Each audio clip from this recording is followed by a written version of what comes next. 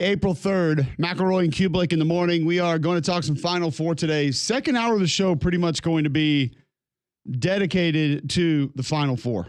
We'll talk a lot of basketball there. Get to that with a lot of different basketball conversation. Also, bleed into the 9 o'clock hour a little bit with Wimp right there at 9. Trent Dilfer going to be in studio with us at 8:30. Brendan Haywood at 8:15. Justin Williams going to talk college basketball at 8 o'clock this morning. But some college football news and notes we need to get to first. Before we do that, you probably missed it because it was late last night, but did want to give a quick update into the world of Major League Baseball before we get going here today. High fly ball to center field. Harris is back. Oh, Toddy!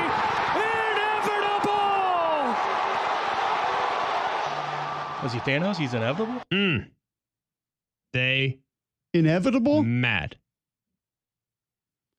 I'm fine with it. I mean, I think what Joe is trying to say is it's inevitable that Shohei's going to do something. He was going to win the game. What a beast. Who are they playing? 6-5 Dodgers over the Braves last night. Shohei walk-off. Dodgers 8-0 for the first time since 1955. Oh, no. Wait. Braves are what does that mean? 0-7. Stop.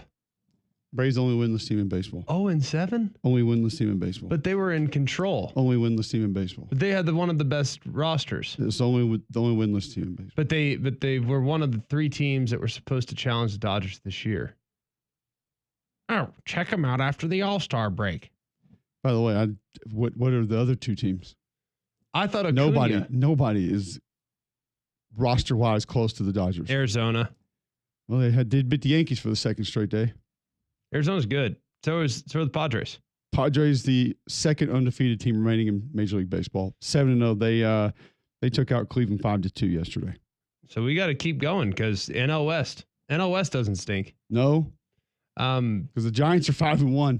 Golly, Dodgers start with the best record in the history of a defending World Series champ, and we only have a 1.5 game lead. A half-game lead, and your $2 billion pitcher's not even throwing well. He's crying. Wait, what? Who? Shohei? No, he's not pitching yet. Who's Sasaki? He was crying after his last start. I ain't worried about that. And what's his face was terrible in his first 3 or 4 starts last year too. The other guy that we got from Japan, that's amazing. Yamamoto? Yes, Yoshi. I didn't know he cried. Ain't about. Hey, you can cry. It's not what I got no certain problem movie crying. taught me. Well, that's a dumb movie. Fourth career walk-off hit for Shohei. Second career walk-off home run. But it was inevitable. I feel like there's been times he hasn't walked it off. How mad are you? Oh, I love Joe Davis. It's fine. But are you mad? Only that he did it on Shohei bobblehead night, and I didn't get one. Someday. Can you imagine the fights for those things? I would imagine that's a pretty tall order to get one of those. Shohei's reached base 23 straight games. Is that good? I feel like it's pretty decent. Not bad, right? Pretty solid. How long does this have to go on before we start talking about him as the greatest baseball player to ever live? I think we did it last summer. But I'm talking like regular people. Like maybe the hardcore baseball media that is probably not going to allow him to be a first ballot Hall of Famer because he not tore his UCL. No chance he's unanimous. Now, if he'd have kept pitching the whole time, then he'd been in. But yes, injuries got in the way. Therefore, you need to wait one cycle, then you'll get in. Yes. Take a cycle and wait a cycle. If you take a cycle, you won't get in. If you wait a cycle, you might get in. It is the 5th season in Major League Baseball history in which multiple teams started 7-0 or better. First time since 2003. How back is baseball? Maybe we are recycling something else. How back is baseball? It's not. I mean, it is, but it's not like that. Wow. Why? Because you're not a kid anymore? No, because it's not back like that. I'm just saying. I'm fine with it. I've watched it. I've watched a decent amount already, but it's not like that. If you hate baseball, just say it. Braves fan. I'm good with it, but I'm just letting you know that it's not that back. How mad are the Braves? How mad is Barrett Sallee? Came on the job and ain't seen him win yet. Oh, does he work for the Braves? Does pre and post game now. Yeah, he's jinxed him. Yikes! Not great. Not great. Don't worry, nobody's listening right now. So there are there now is a conversation about banning the torpedo bats. Really, that took a long time. That makes sense too. Why would Major League Baseball come out and say that they're good with it, and then now potentially be talking about banning them? Because people are soft. Or I can't do what he does. You know what I think? I propose this. Honestly, I think LeBron should have to play with a larger ball than everybody else. That's amazing. Because he's better than everybody else. So I think we should make it harder for him. What are we doing? Like, if the torpedo bats, if they're legal based on length, width, and weight, what are we doing? Oh, you know what? You know what we should do? I've always thought that when we are doing a 100-meter dash, we should make Usain Bolt run on a slight incline, just so everybody else has a chance. What are we doing? By the way, I'd pay to see that. He'd probably still win. Bolt uphill versus everybody else flat. He'd probably still win, but that's beside the point. What are we doing? Yeah. Hey, you know what? When Scotty Scheffler's coming through, let's make the hole a little bit smaller. Just a little bit smaller. He can't putt anyways. I feel like one tournament figured out how to neutralize him. Just arrest him before his round. He didn't win that tournament, did he? Thanks a lot, Louisville. I thought it was Louisville. Louisville. Well, when they're being disrespectful to Scotty, they're Louisville. But I mean, it's like what if they fit the specs, it should be allowed. Am I crazy? Am I taking crazy pills here? No. It's just ridiculous to me. It's a little bit like, well, Deflategate. Well, you know what? Hey, Tom Brady's so much better than everybody else. We should inflate his ball to the max, and everybody else can take a little air out. Like, what? He's too good. What? Think about how stupid that is. Seriously. Like, what are we? It's definitely up there. All right, that's a Major League Baseball update for today. We will move on from that, talk some college football. A lot happening around the world of college football. We haven't gotten to a couple of things in college football. First and foremost, the new contract for Deion Sanders. You and I were out when this took place. We haven't really hit it yet this week. I did just want to get your thoughts on what you feel like that means from a Colorado perspective, because there were some rumblings when Coach Prime was first hired that financially there were going to be some difficulties there. Is this a new media rights deal? Are there more donors that have stepped up? Has what he's attracted to Boulder just made things more financially stable? What do you think is? I mean, he's a top 10 highest paid coach in college football now. Yes. Which I do think is deserved because of what he's doing for the school, not just wins, but how he has made Colorado essentially a forward-facing college football program again. Well, all of that, but think about the interest in the program. Think about the amount of season tickets. Think about how full the stadium is on a week-to-week basis when compared to what it looked like for a handful of years when they hadn't won anything. So I think a lot of that has to do with where they're at as far as interest and the amount of money that's coming in. And it might not be donations. It might just be just sheer ticket sales, concessions, parking, Tide Pride donations, the Colorado equivalent of that. I think all of that would factor into the. It's called buff stuff.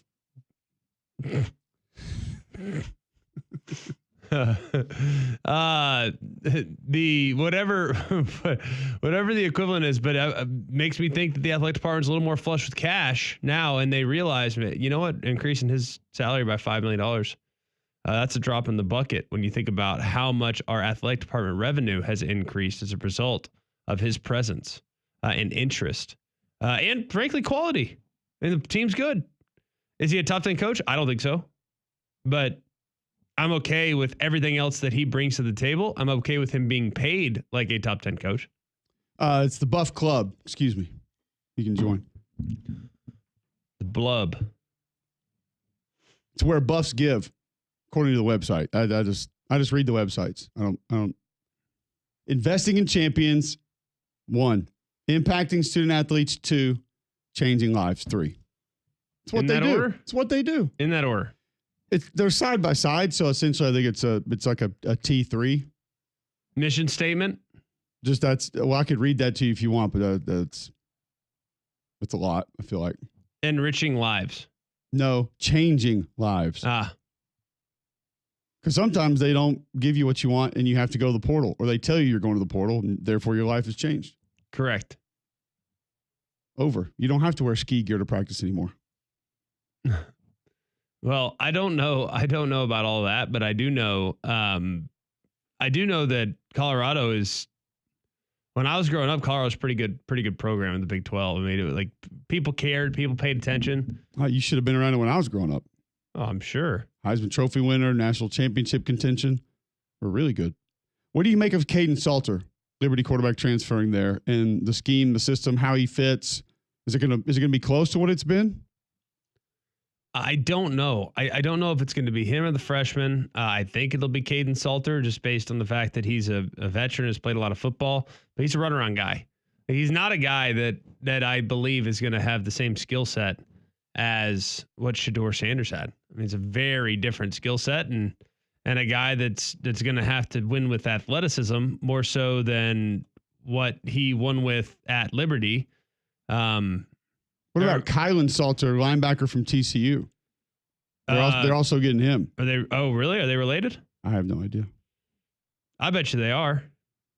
Martavius French, linebacker from UTSA. They are getting an interior offensive lineman from Ole Miss.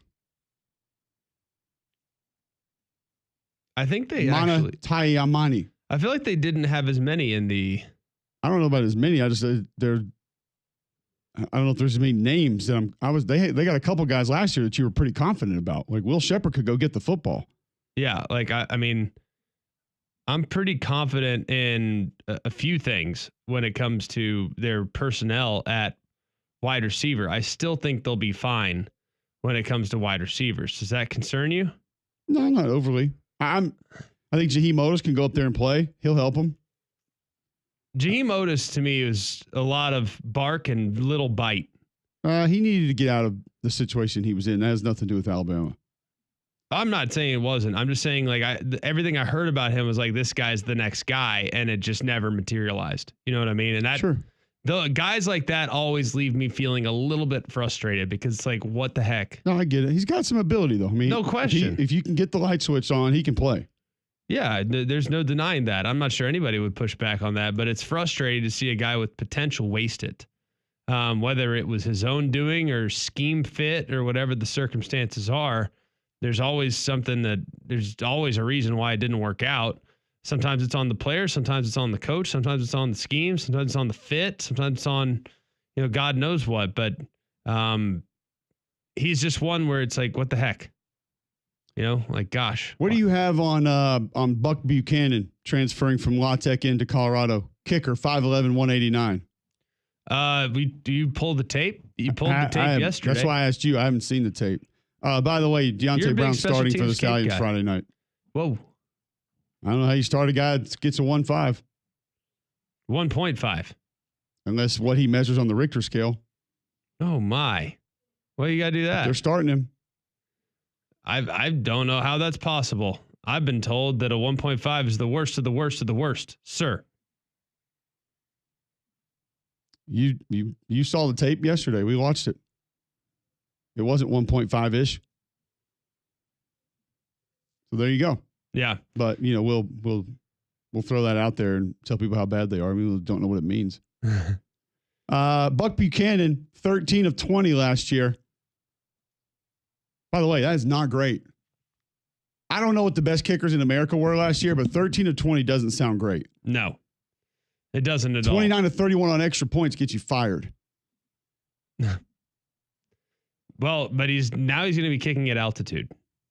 Well, his touchback percentage was 91. Maybe he's a kickoff guy.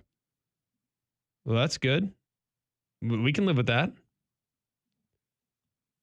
What should a kicker be? Like, what would be great? I know you say they're going to be perfect, but like, what's realistic for like a field goal guy. Like Ryan Fitzgerald last year was 100% for Florida State. It was 13 of 13. Tell me they had more than one kicker.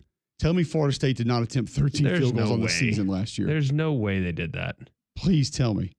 No, come on. There's no way. Who had the most field goal? What do you think the most field goal attempts by an individual kicker was last year? Anyone? Field goal attempts, I'm going to say 31 attempts. John? I was thinking 50. Wow. John's team is terrible in the red zone, by the way. We saw some of your that. red zone starts at the 50. Don't act like we didn't see some of that. 34 will be your leader. That was Blake Craig from Missouri. I didn't know either. It's okay. Missouri. I didn't know. I did not know either. Caden Chiddenton, from UNLV. He attempted 33, 26 of 33.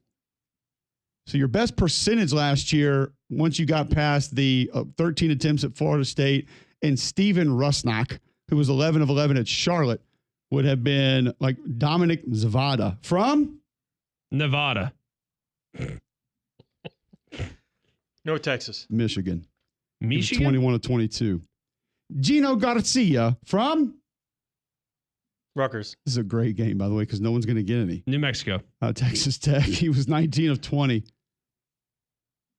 Andres Borgadas. That's from Vegas. No. Miami. He was 18 of 19. Bienvenido a Miami. Lucas Cavaliero. Cavaliero. I did go a little Italian there. I don't think that's what it is. Western Kentucky. He was 18 of 19. So it sounds like missing one or two is like pretty normal. Peyton Woodring.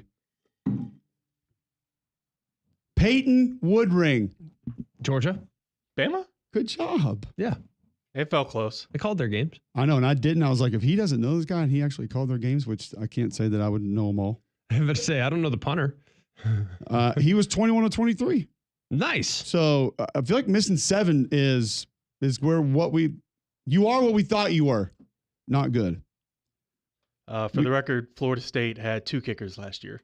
Yeah, they did. That was only part of the problem. 2 of everything. Well, the other one had 1 kick. He went for 1 field goal and 1 extra off or point. field goal? Kick off or a field goal? No, just place kicking. He's 1 for 1? Yeah, 1 for 1 in field goals, 1 for 1 in extra points. I'd be walking around telling everybody I was perfect. Are you perfect, Coach? Because I am. I don't think there's anything wrong with perfect. Kenneth. I got one buddy from college who is 1 for 1 career extra points. No other kicks except for kickoffs. That's, to me, is perfection. He sits at the dinner table and he says, kids, you want to know what I didn't do in college? Miss. Yeah. Perfection. We call him, he's a member of the PSC, the Point Scored Club. Wow. Kenneth Armendariz. Louisiana Lafayette, 28 of 31. La? I like 31. That's 28 of 31. I feel like it's pretty good. 31, a lot of attempts. Brock Taylor, 18 of 21 on the season. He kicks for an SEC school. Anyone? Brock Taylor. Kentucky. No. God, you had it. Oh, it was Vanderbilt? Mhm. That felt too obvious. Randy Bond, 20 of 24, SEC kicker. Name that school. Good job. Ooh, look at Kyle Ferry, 10 of 12 on the season. Name that SEC kicker. Arkansas. No. Kyle Ferry. Yep. This is great because there's only 16 options and we've taken like 4 away. 10 of 12? 10 of 12. Kyle Ferry, Ferrie. Name that school. I'm going to say Mississippi State. You got it. Caden Davis, 24 of 29. I know that one. You should. You had him like 5 times this year. Excuse me? You heard me? John. He's trying to get another one eliminated. Ole Miss. Vanderbilt. Ole Miss. Oh, you said Vanderbilt. You I know. got him I already. didn't want to help him. Caden Davis is pretty good.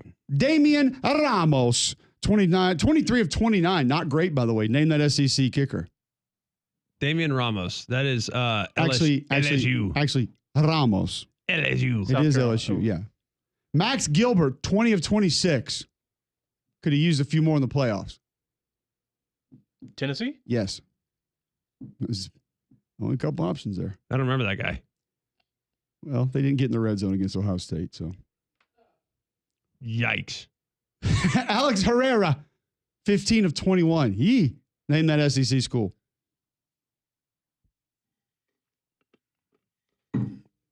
South Carolina? This is startling today. You're not allowed to make fun of special teams on the show anymore because you know them all. I mean, I'm sorry. I called that their whole games. bit that you have is out. You're done with that. No more. Let's do snappers now. Where do I even find the... Actually, let's play a game. Snapper or hockey player? Give me the McAnally watch list, and because otherwise I don't have the names. Snapper or hockey player? We're playing that game. Next on McElroy and Cubelic in the morning.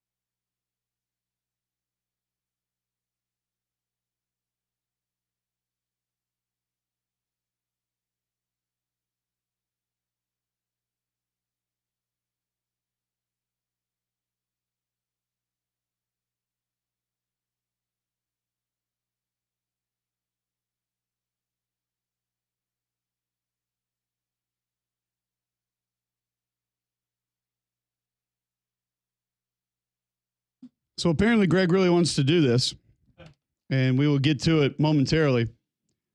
Before we get to snapper or hockey player, did Ovechkin break the record yet? No. Because I know we got somebody tweeting in that is there not something else to talk about? About? We covered Major League Baseball. We covered kicking. Bruce Pearl, by the way, is your NABC Coach of the Year. There's college basketball that we touched on today. Boom. We hit the Braves. So we're keeping it local. MLB. Yeah. We're keeping it local. Well, I didn't have the Hoover score, so sorry. Some people probably want that. Both of them. Why do you do that? Certain people do want that. They want the Hoover score on. Are we a Hoover radio station?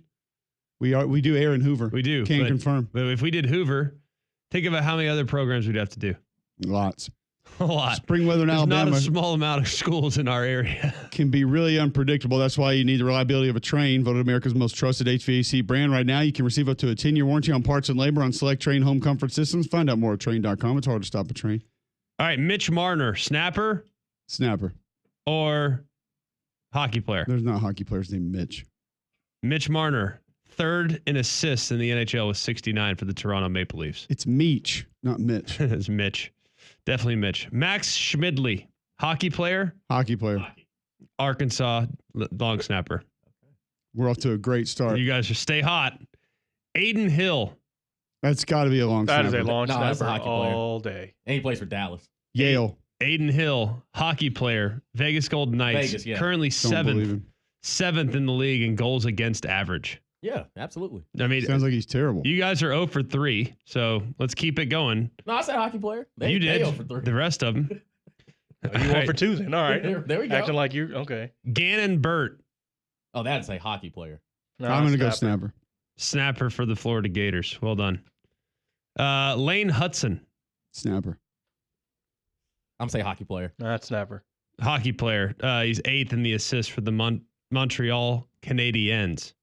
Let's go next to Rocco Underwood, I'm going to go with snapper. Snapper. Yeah. snapper. Good job. Rutgers. No, I've St. been Peter's? doing just Long SEC. Island Sharks. I've been doing just SEC. I can get real interesting I then. mean, he's a. Hey, Rocco, snap the ball. I love it. All right, sounds good. We'll get interesting then. Jack Cutts, hockey player, It's snapper, got to be hockey. Snapper. I hope it's hockey. snapper Yeah, for snapper. What a Eastern waste of a great name. snapper for Eastern Michigan. Yep. I remember him. Oh, do you? Yeah, absolutely. All right. Jack Eichel, Oh, that is a Hockey player. Yeah. hockey. All right. I'm glad you knew that one. I would have been really disappointed. He's only the best player in the league, or at least one of them.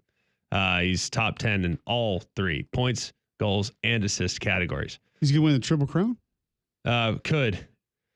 Braden Point, I'm going to go snapper. Snapper. hockey player for the Tampa Bay Lightning. Yeah, he is. Center. He's 5th Center. in the league in goals. Okay. Yeah. So you got that. Okay. All right. Jake Ottinger, That's Hockey. a hockey player. hockey. Look, you guys have been watching a little bit. I'm proud of y'all. A lot of Very it. good. What do you mean a little?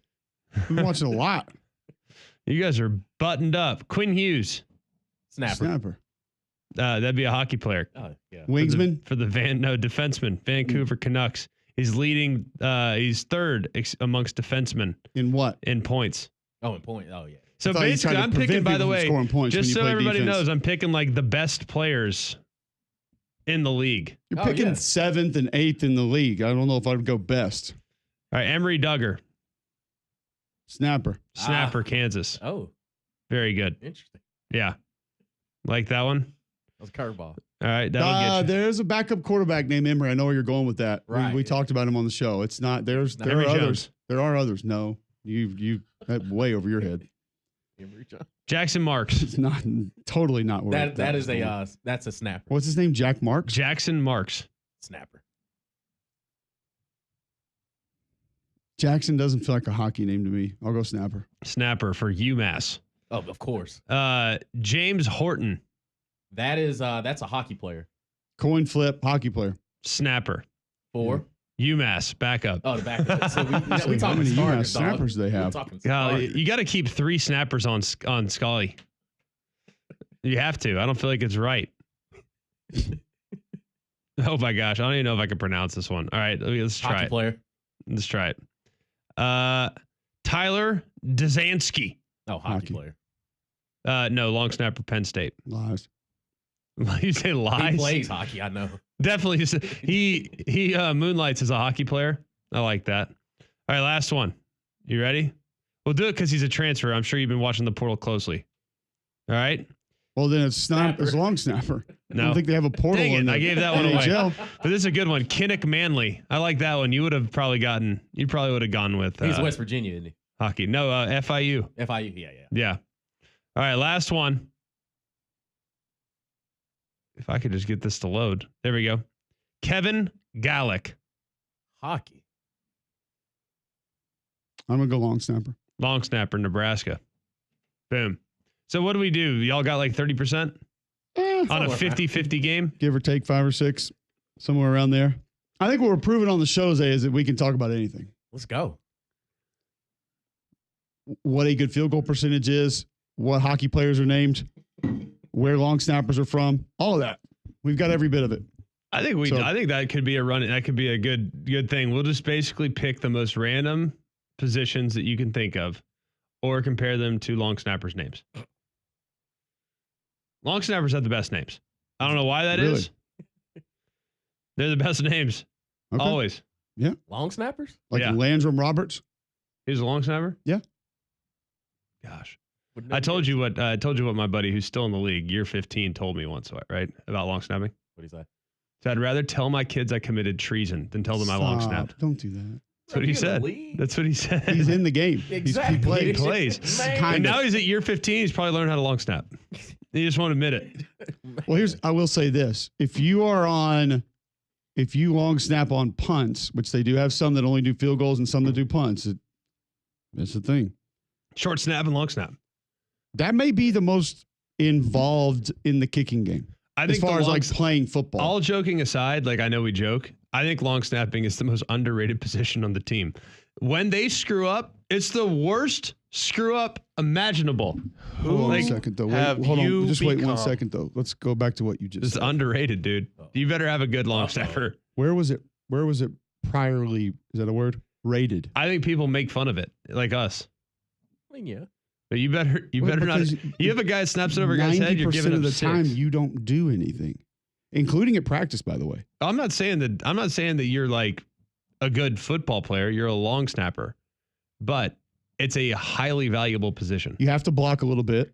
Now I wonder what your buddy thinks about when they make rules to essentially not be able to touch snappers anymore. Yeah, it just removes him further and further from being a football player. I'll tell you who the guy is, Nick Ballore. He plays for the Commanders. Like you do have to block at he's times. a special teams ace and has made the Pro Bowl in special teams. It was in my wedding as one of my good friends. I'm pretty sure we've heard you on this show talk about the Pro Bowl doesn't count and making it does not count. When you're a special teamer, and it's pretty good. Hey, when you make it, somebody's got to go. Think about how many guys play special teams. When you're getting picked, when 4 guys make it, it's Orlando now, Greg. They literally call every team and say, "Does your snapper want to go?" It's not Hawaii. it's the Citrus Bowl. They literally call every team and say, "Would your guy accept the invitation if we send it out to him?" Why you know what? I'll put one on the resume. Hell with it. I was going to take the family to Tahiti, but you know what? We'll wait 1 week. Sure. We're not going to the Super Bowl.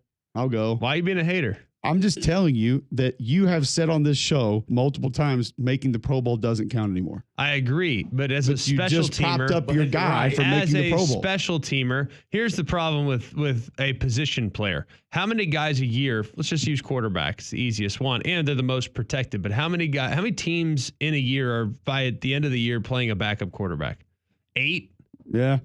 All right, so there's 8. So that means there's 4 in the AFC, 4 in the NFC. 4 guys make the Pro Bowl in the AFC, and 4 guys make the Pro Bowl in the NFC. So basically, you have to be one of the top.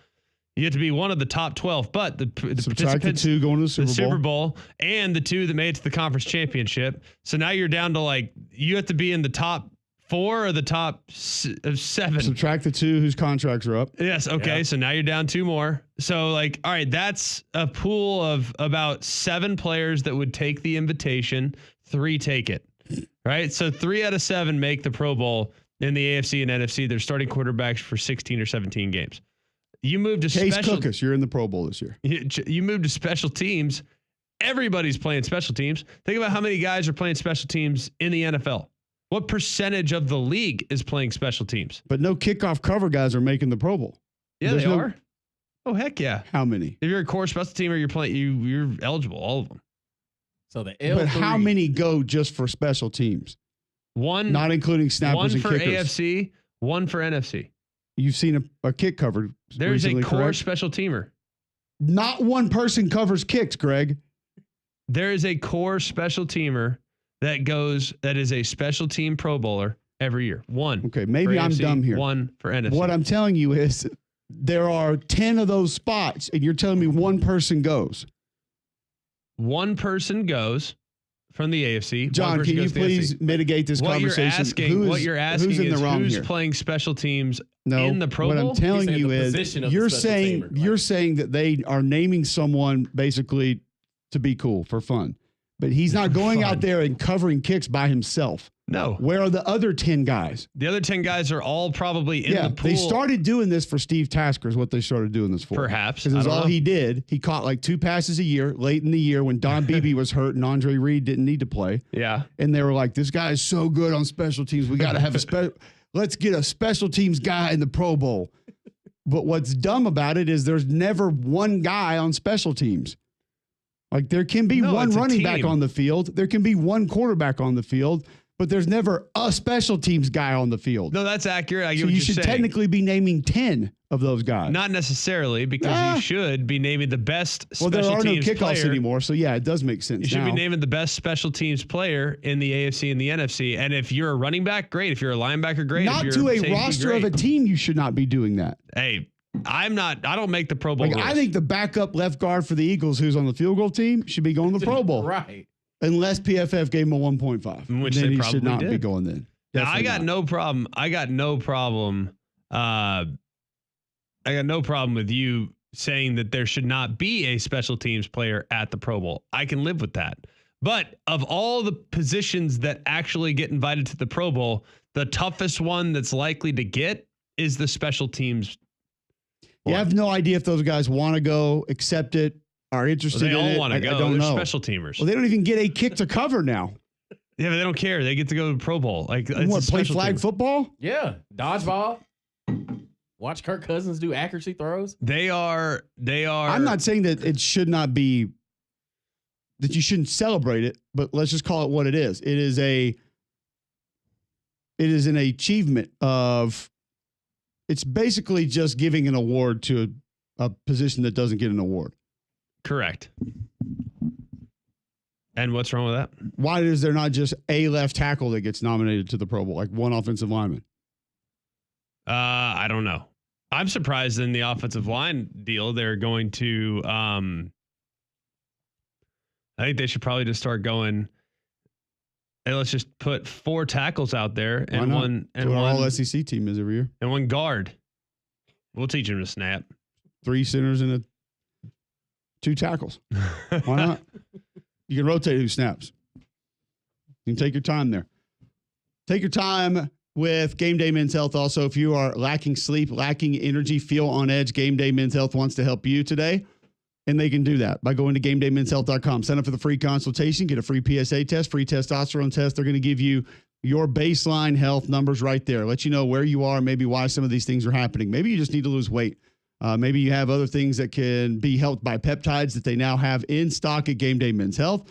Just go to GameDayMen'sHealth.com, sign up for that free consultation, go in, get the 2 free tests, and let them see what they can do for you. They're going to present those options. You can save 10% on any of them by mentioning Mac and Cube. Get that no charge consultation, free testosterone, free PSA test now by going to GameDayMen'sHealth.com. GameDayMen'sHealth.com, minimal upfront cost for the programs that they offer. That's different than everybody else in town. Just go to GameDayMen'sHealth.com today. Okay, when we come back, we will talk college football next on Mac and Cube in the morning.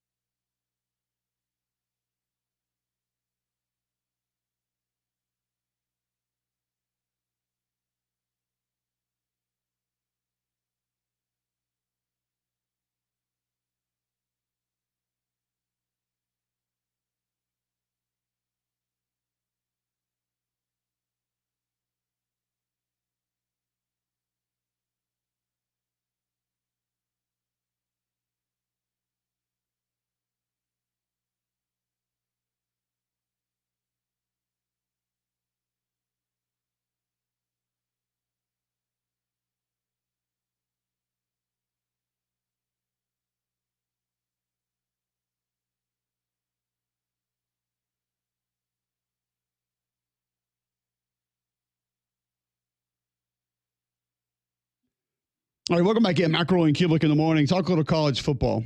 We mentioned new contract for Deion Sanders. Also, the NCAA stepping in saying your practice with Syracuse in the spring is not going to happen.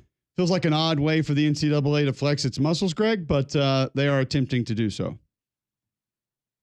Well, I think that it's pretty understandable that we're looking at a situation where teams are getting creative as it relates to those things. And I don't know if it's ever going to be totally in vogue to buck the trend.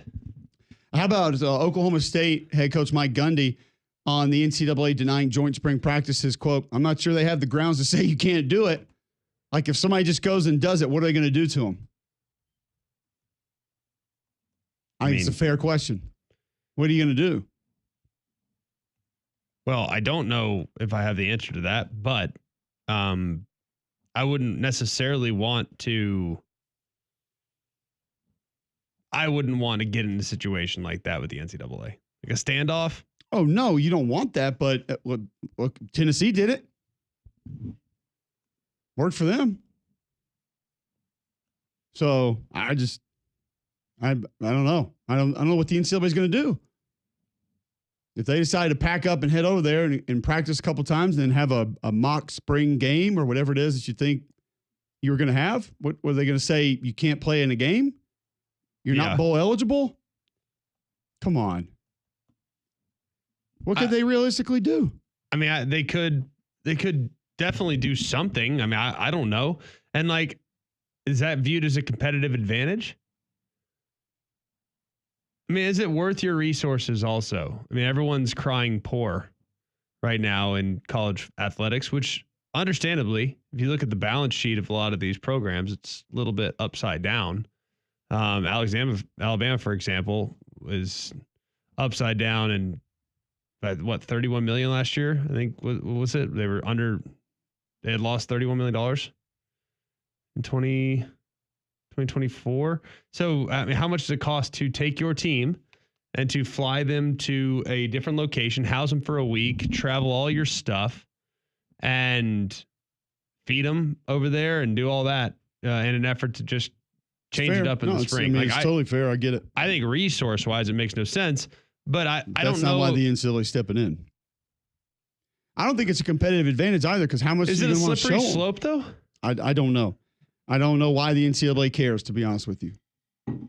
But could it be a scenario where maybe someday teams could basically start their own little jamboree in the spring and you have kind of three teams playing against each other and it's a round robin week to week to week and they're creating revenues that other teams can't create? Like, I don't know. Other teams could go do it, though. But they wouldn't be able to create the same. It's fair. All right, some portal updates. Michigan guard, former Auburn guard Trey Donaldson has entered the transfer portal. Ohio State transfer Michi Johnson has committed to South Carolina.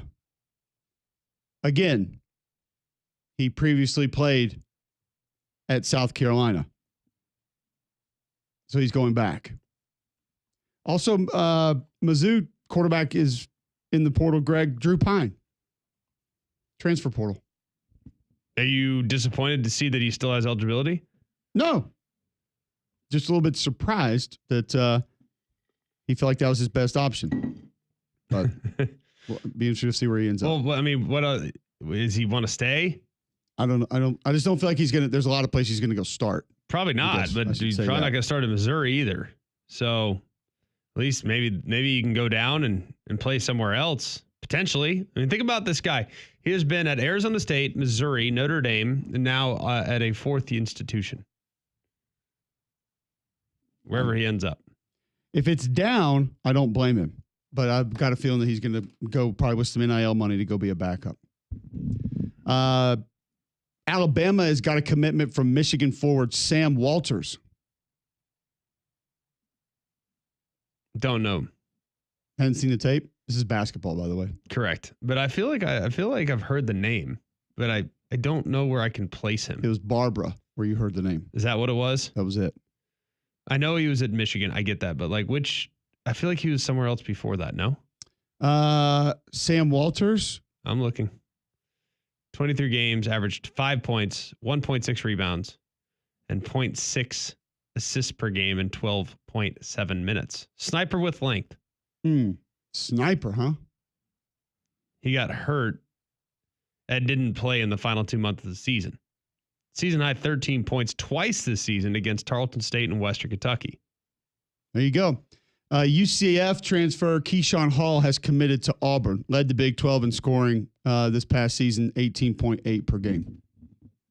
Be a good ad for Bruce Pearl, another scoring option who's coming in for next year's team. Wait, Walters was at Alabama. Yes. Yes. Then to Michigan, then back. Correct. While we followed up with the South Carolina kid from South Carolina, Ohio State, back to South Carolina. That's the new trend, they say. That's the trend? You transfer out to a place, then you miss home, and you come back. Home is where the heart is. That's what they tell me. Imagine how strange that must be. It's also where the NIL money is. But imagine how strange that must be to leave and then come back. I can't even fathom just how awkward that would being be. somebody who was on that team the first time and then they come back in the door. Hey, I guess. All right, we will discuss something else that's making the rounds in college football. A certain coach is frustrated. We'll tell you who it is and why next on Mac and Cube in the morning.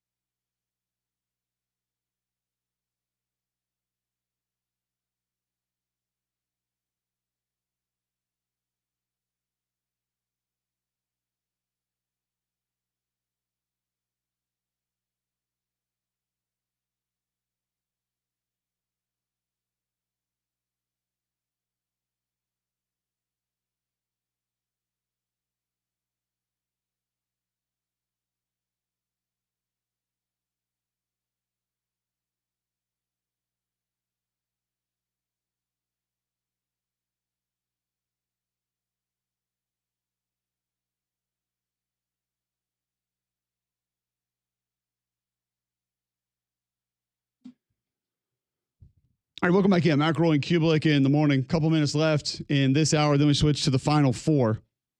Next hour, a couple of guests going to hop in, as well as Trent Dilfer be in studio in about 30 minutes to discuss his spring football, what's happening with his team. But Kirby Smart recently had this to say about where he feels like the future of college football is headed and where it is present.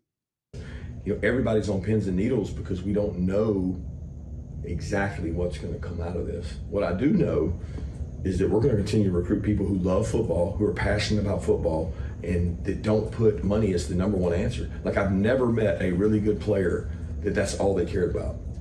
So, like, the 105 number, the NIL number, what's the cap number, what is this going to be? There's stuff going on right now, guys, in college football. I mean, there's people reaching out to have a Zoom call and present all the players they represent that are on teams, including our teams.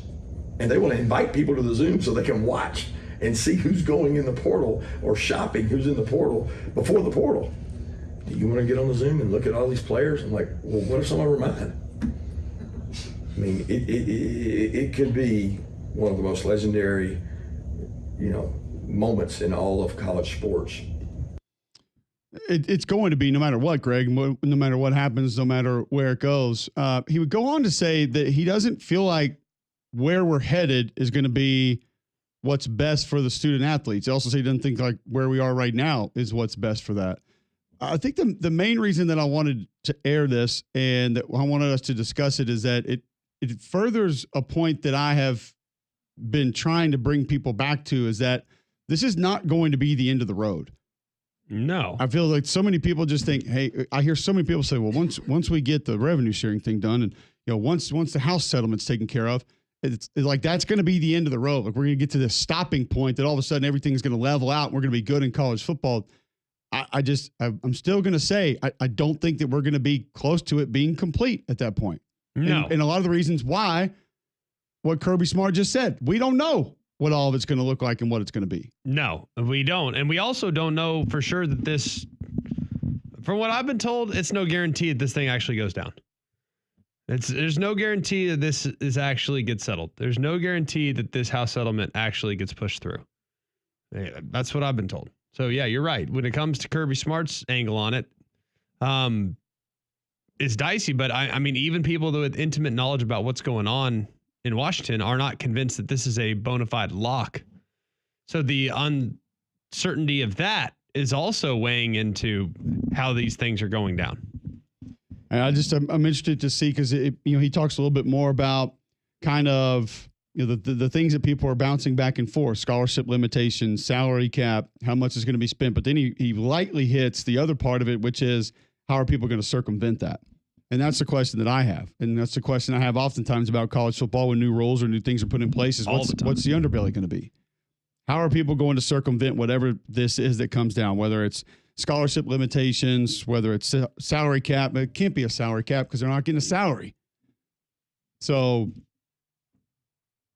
Yet. It's interesting to hear a coach come out and essentially tell people some of the things that are happening, but also say, we don't know what this is going to look like. So don't sit there and think that this is all just going to be. This is going to solve all our problems. Right. No. Farthest thing from it. Will not solve all our problems. If anything, it could further complicate things when NIL has to be actual real NIL and people don't want to do it that way. That would be something. If there's a way to put that in place that way, I don't think there is. But there is, but it's just the enforcement of it is not real. Couldn't be. There's not enough people to do it. Just part of the problem. He would go on to talk about how there are agents holding Zoom calls to make you aware of who their clients are across the country. That's really important. Can you imagine? Golly, could you imagine sitting on one of those? Yuck. And then Kirby threw out there, he goes, I'm sitting there thinking, do I need to go watch this, see if one of my guys is in there trying to get out? Probably should. You don't know.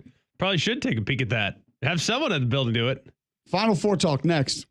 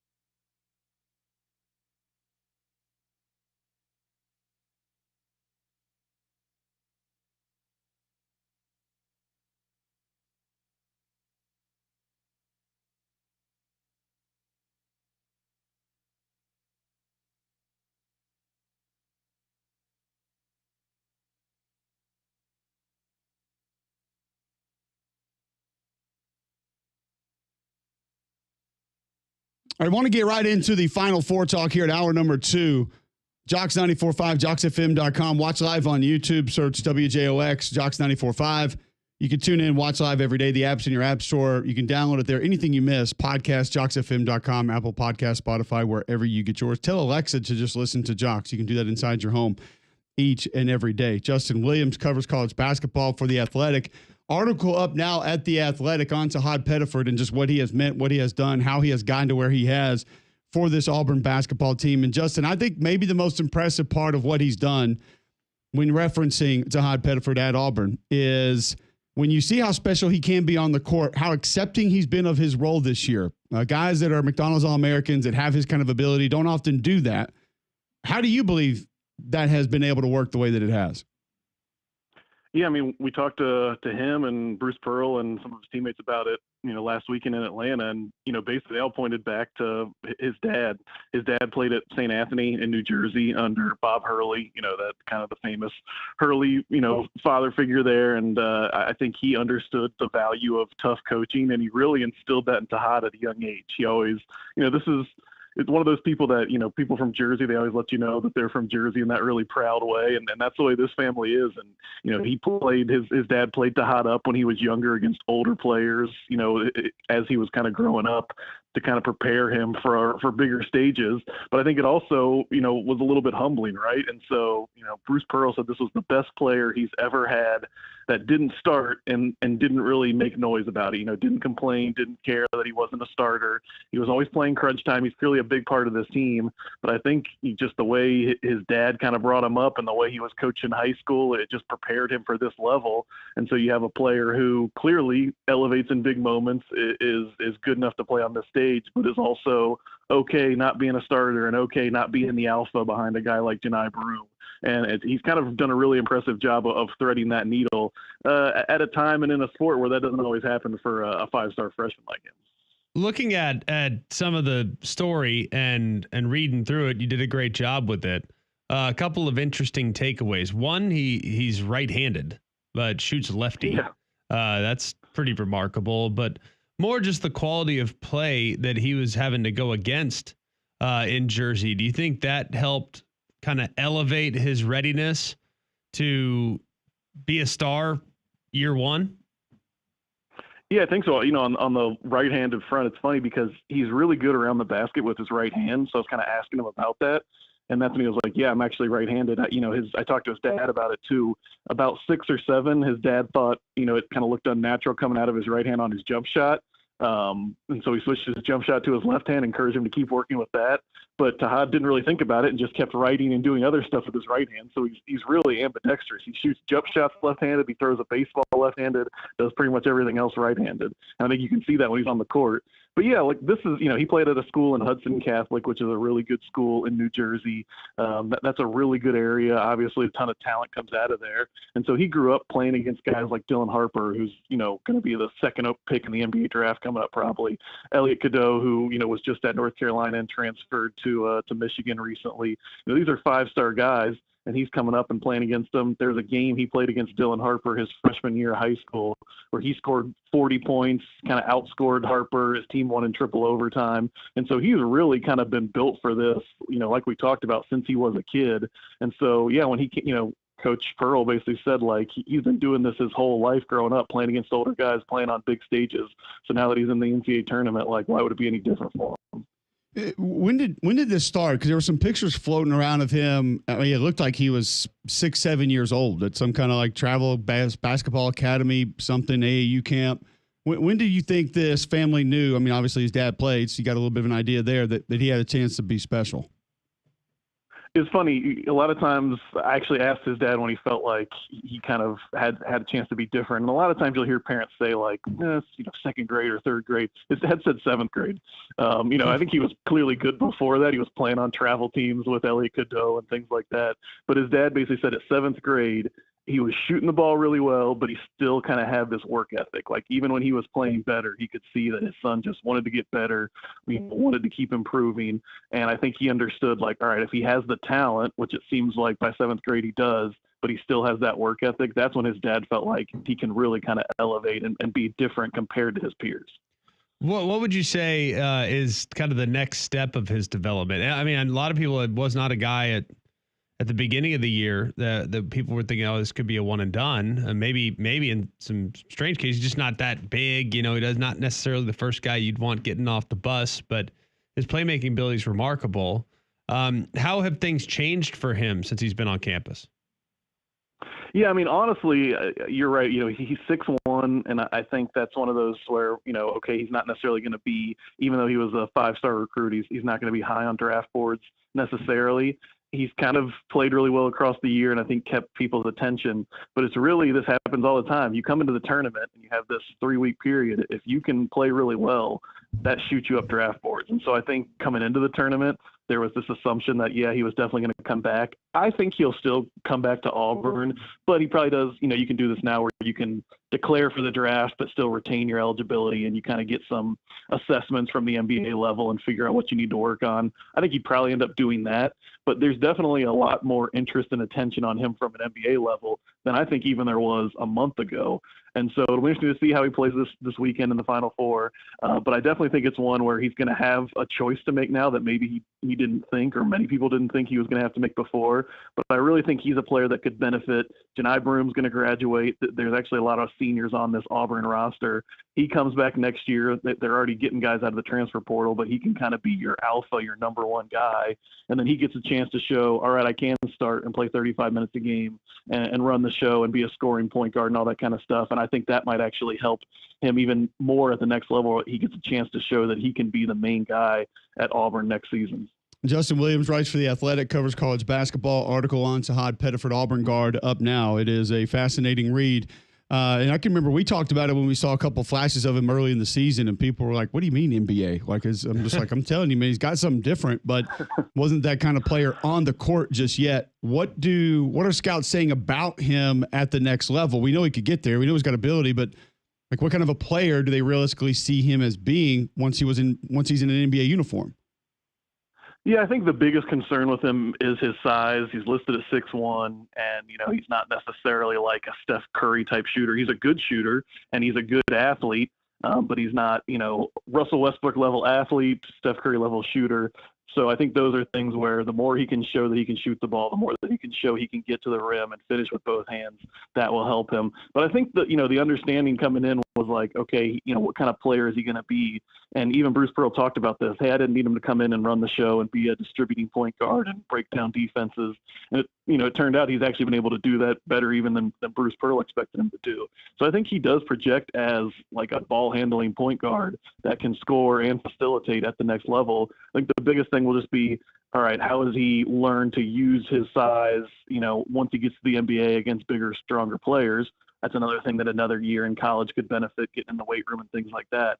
But, I think it'll just be which team decides to take a chance on him and then how do they choose to use him.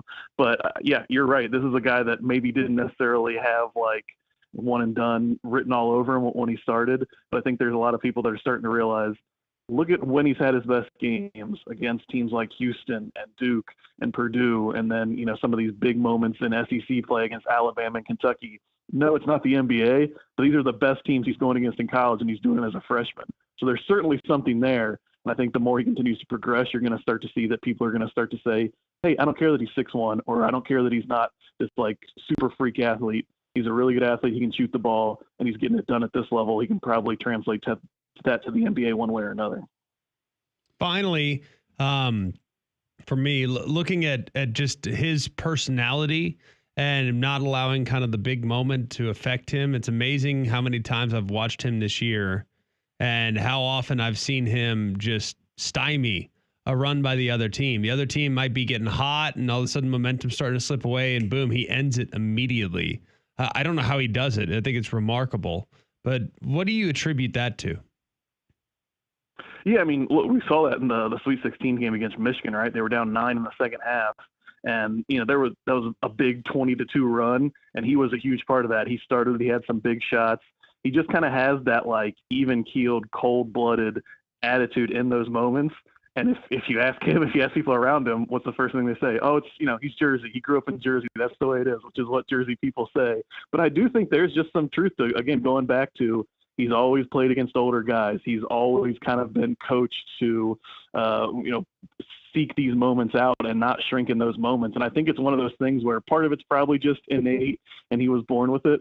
But I also think it's just the way he's been coached and brought up from the moment he was young, that when he gets in those moments, some guys, they might get a little nervous and still want the ball. Some guys might not even want the ball. For him, it doesn't even seem like it registers. It just seems like this is normal. Yeah, give me the ball. I'm going to find a way to score. And it's been really impressive. And he's done it from the start of the season. I think the Houston game was like the second or third game of the year, and he's doing it now in the NCAA tournament. So there's a pretty clear track record at this point that when the stage is really big, he doesn't shrink from it. Talking with Justin Williams of The Athletic. Before we let you run, Justin, you cover college basketball. So moving away from an individual Auburn perspective, how do you see this Final Four playing out? Yeah, I picked Florida in my bracket at the start of the tournament. Everything I've seen from Duke so far in this tournament specifically just makes me wonder, like, it's going to take someone's best game and probably a poor game from Duke to get them. Now, Houston in the Final Four, like, they might be the best matchup to do that because Houston's tough as nails and they're going to kind of scrap and claw. But I've been really, this isn't a shock that Cooper Flag's good and Duke is good, but even more so in the tournament, going against some really high level competition, I've kind of just been blown away at how good they are. And so even though I picked Florida going into it, I'd like to win my bracket with my friends, I kind of have a hard time seeing somebody get Duke the way they've looked the past 2 weeks. Well, Justin, we appreciate the time this morning. Great stuff on the article on Sahad Pettiford. We'll send our readers there now, and appreciate you talking some hoops with us this morning. Thanks, guys. Anytime. Appreciate you having me. Yes, sir. Justin Williams covers college basketball for The Athletic. Article up on Sahad Pettiford. Go find that now. We'll try to link that out from the Twitter feed. Get that so you can see it. Quickly before we go to break and welcome in Brendan Haywood, someone who dominated the floor in the NCAA tournament. Greg, tell our listeners about Shannara Flooring. Shannara Flooring's been great. Really appreciated getting to know Fu here over the last few months. He's been fantastic. And I know that he'll do a great job around your home as well. Look, they have 40,000 square feet of CoreTech flooring by Shaw in stock right now. They're the only company in this area that has that much inventory in stock, so they can come out and install that today. Look, Shannara Flooring, they're my go-to. They have a ton of inventory. They have great contractors. They have professionals that are going to respect your home. You're going to come in and install that CoreTech flooring. It's waterproof, kid-proof, pet-proof, you name it.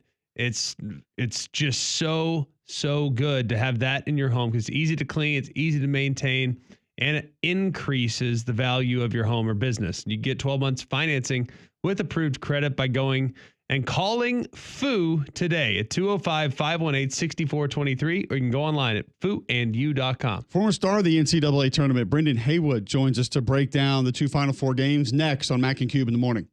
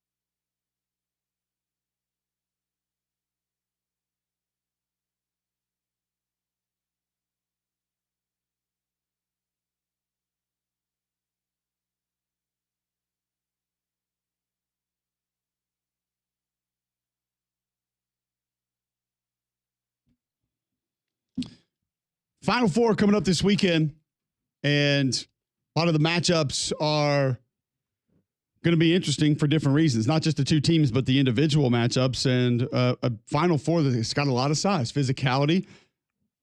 We're going to be there present really with all four teams. Length, playing in the post, protecting the rim, all going to be a major factor in this Final Four.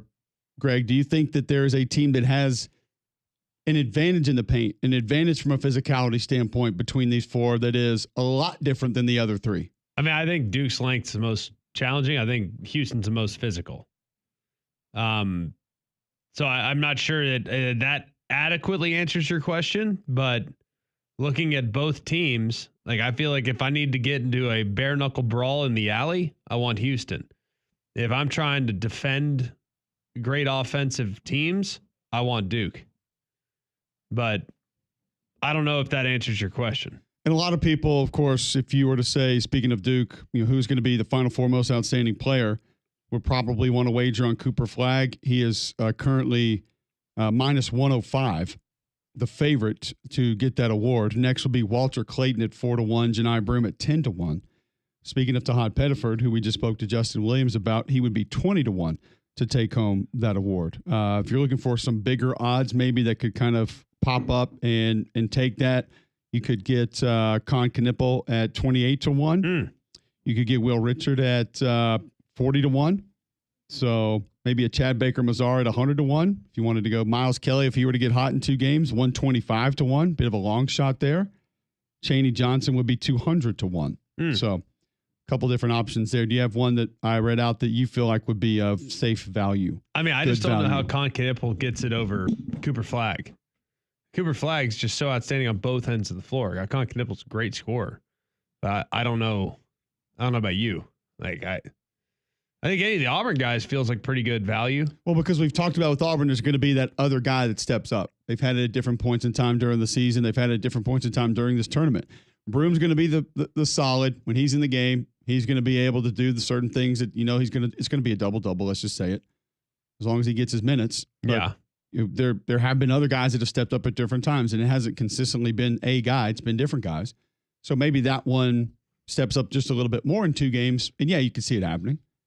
I mean, Miles Kelly does what he did against Kentucky for 2 games. He probably had a pretty good shot to get it. Yeah. So, well, I think when you look at like Pettiford would be on the short list for me. If we're just looking odds here, like Pettiford be on the short list for me. It'd be hard not to look at Cooper Flagg because I think Duke's going to win it. Walter Clayton would be in there for sure. Any of the 3 would be unsurprising, and the best value being on Pettiford. So that one would intrigue me for sure. All right, let's welcome in Brendan Haywood, one of the all-time greats in North Carolina basketball history, CBS Sports basketball analyst with us thanks to BetOnline. Brendan, were you aware at the time that you recorded the first triple-double in school history? We were looking up different things about you before you came in, looking at your NBA career, and I just feel surprising with the amount of great players that played at North Carolina. I actually was very aware of that because the night it happened a long time ago. Basically our media people told me. But yeah, I was at the time when it happened, I didn't realize that was the first triple-double because you're like, wow, Michael Jordan played here, James Worthy, Sheed Wallace. But yeah, that was the first one. So they made me aware of it, and that's a proud accomplishment. It's just crazy to think about, like you said, with some of those other grades. But probably after you block 10 shots in a game, you're thinking to yourself, yeah, that hadn't been done too many times here, no matter who played here. So being a former big, somebody who lived in the paint and has a certain respect for what that is, I imagine you're a fan of just what this Final Four is going to be. Where is the advantage, size-wise, physicality-wise, in the paint? Because it feels like none of these teams really shy away from any of that. Well, yeah, definitely. I mean, all these teams have their advantages in the paint, and they do it in different ways. Like you look at a team like Florida, their advantage in the paint is based on the fact that they can really offensively rebound the ball. Duke, so much size and versatility, and defensively how they get it done in the paint. And then a team like Auburn, they have a guy like Broome who you can actually run offense through on the low block, which is very unique. That gives Auburn a little bit of a uniqueness in the paint as well, because he's the only big in this tournament truly that you're going to run your offense through, and he gets a good shot for himself or others. When you look at the length that Duke has, for example, 7-footer, but their shortest guy that will start for them is over 6'6". How do you attack that? Because they're athletic, even with their length. Yeah, I mean, it's very problematic to attack that. That's why they're top 5 in defensive efficiency, just because not only do they have length, but they have NBA length. These are guys, this is lottery pick players with length playing incredibly hard, moving their feet. And when you have a team that's that good, you have to do it from a team construct. First of all, you're going to need a knockdown shot from the perimeter, because they're not going to let you just get layup after layup. You're going to have to knock down shot, and you're going to have to be disciplined, and you're going to have ball movement. You're going to have to force these guys to chase them. You have to get the pick and rolls, and then when they go into some of their switches, maybe you get Malawach on the perimeter and you attack his feet, you drive by him, and then you start moving the ball around the perimeter. But man, there's so a lot of teams have tried that, and a lot of teams have failed. So it's going to be interesting to see how you take that on. They're clearly the best team to be in the Final Four, and the best combination of offense and defense. Let's go to Auburn, Florida specifically. Where do you see advantages in this game for either team? We know what Florida did at Auburn about a month ago. Feels like there's a lot more momentum for Auburn to be able to erase that now. We don't know the specific health of Janai Broome. We all expect he's going to play and do his best to contribute. But where do you see that matchup being decided between these two teams on Saturday? Obviously, Broome's health is number one. How healthy is he? Because even though when he came back in that game, that right arm was kind of dragging a little bit. And even though they're not talking about that knee looked like it kind of got a little wonky too. So how exactly healthy is he? And then is he prepared for Florida to come at him in waves? And Florida, they have multiple bigs. That's a different factor as well. So I think this game is obviously going to be decided in the paint.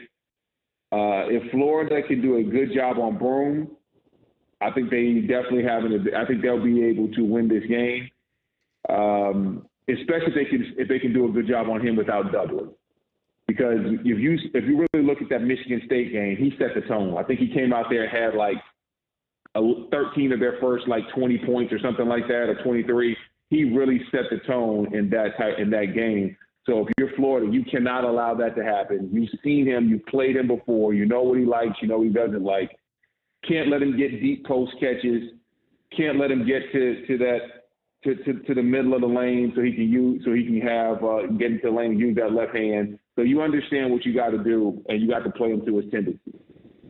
If you know that guy has one arm that is clearly not operating at the fullest extent, one arm, right arm, elbow, shoulder, whatever it may be, how do you usually attack that as a big man offensively? I mean, we don't really attack injuries like that. We attack, like I said, this isn't like the 80s where, if you had a bad right arm, they're going to come punch you in your arm. It's not like them days are gone. It's more, we understand he's heavy left-handed. Heavy. Incredibly left-handed. So it's more being disciplined, listen, we are not, when he's on the block that he likes, we're not letting him get to that left hand.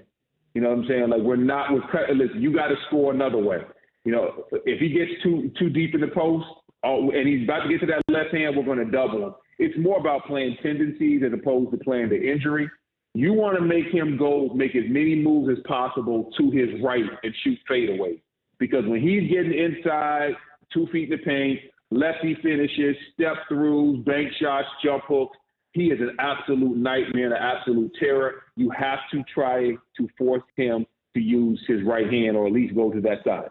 Brendan Haywood, CBS college basketball analyst, joining us thanks to Bet Online. Now, we know who the supermen are for these teams. Or I'm sorry, let me rephrase that, because I got my superheroes a little bit mixed up there where I was going to go. We know who sort of the Batmen are for these teams. If you go Flagg, Clayton, Broome, etc., whose Robin needs to be the best for their team to win? Who's the other guy in this tournament that has to complement maybe their number one that is most important that you think could be that guy to help his team win a national championship? I think that if we're talking about who's Robin needs to be the best, I'd say Pettiford for Auburn. You know, he has the NBA pedigree. He has that pop and that, like when you see him just rocking out there with the ball, you see the talent. You see it. And he's the type of guy that can, we understand it's all about Broom, but he's the type of guy that can steal the show. We know it's all about Batman, but hey, listen, Robin can do his thing as well. And he's the type of guy that can come out there, get hot, hit a bunch of shots. This is a kid that shoots 37% from three. But more importantly, when you see him with the rock, some guys just got that bounce. And when he's bouncing with that rock, it just looks different. And he can go out there and he can really step up. So I think Pettiford is somebody you can look for. There you go. Brendan, great stuff, man. Thanks for hopping on with us and enjoy this Final Four. I know you will based on the style of play we're going to get. And look forward to catching up with you again soon. All right, thank you. Brendan Haywood, CBS college basketball analyst, joining us on the Higginbotham Hotline. You deserve solutions that are built for you. Higginbotham is your one-source solution for insurance, financial, and HR services. When we come back, we'll talk some spring football with a live guest in studio. UAB head football coach Trent Dilfer with us right after this on Mac and Cube in the morning.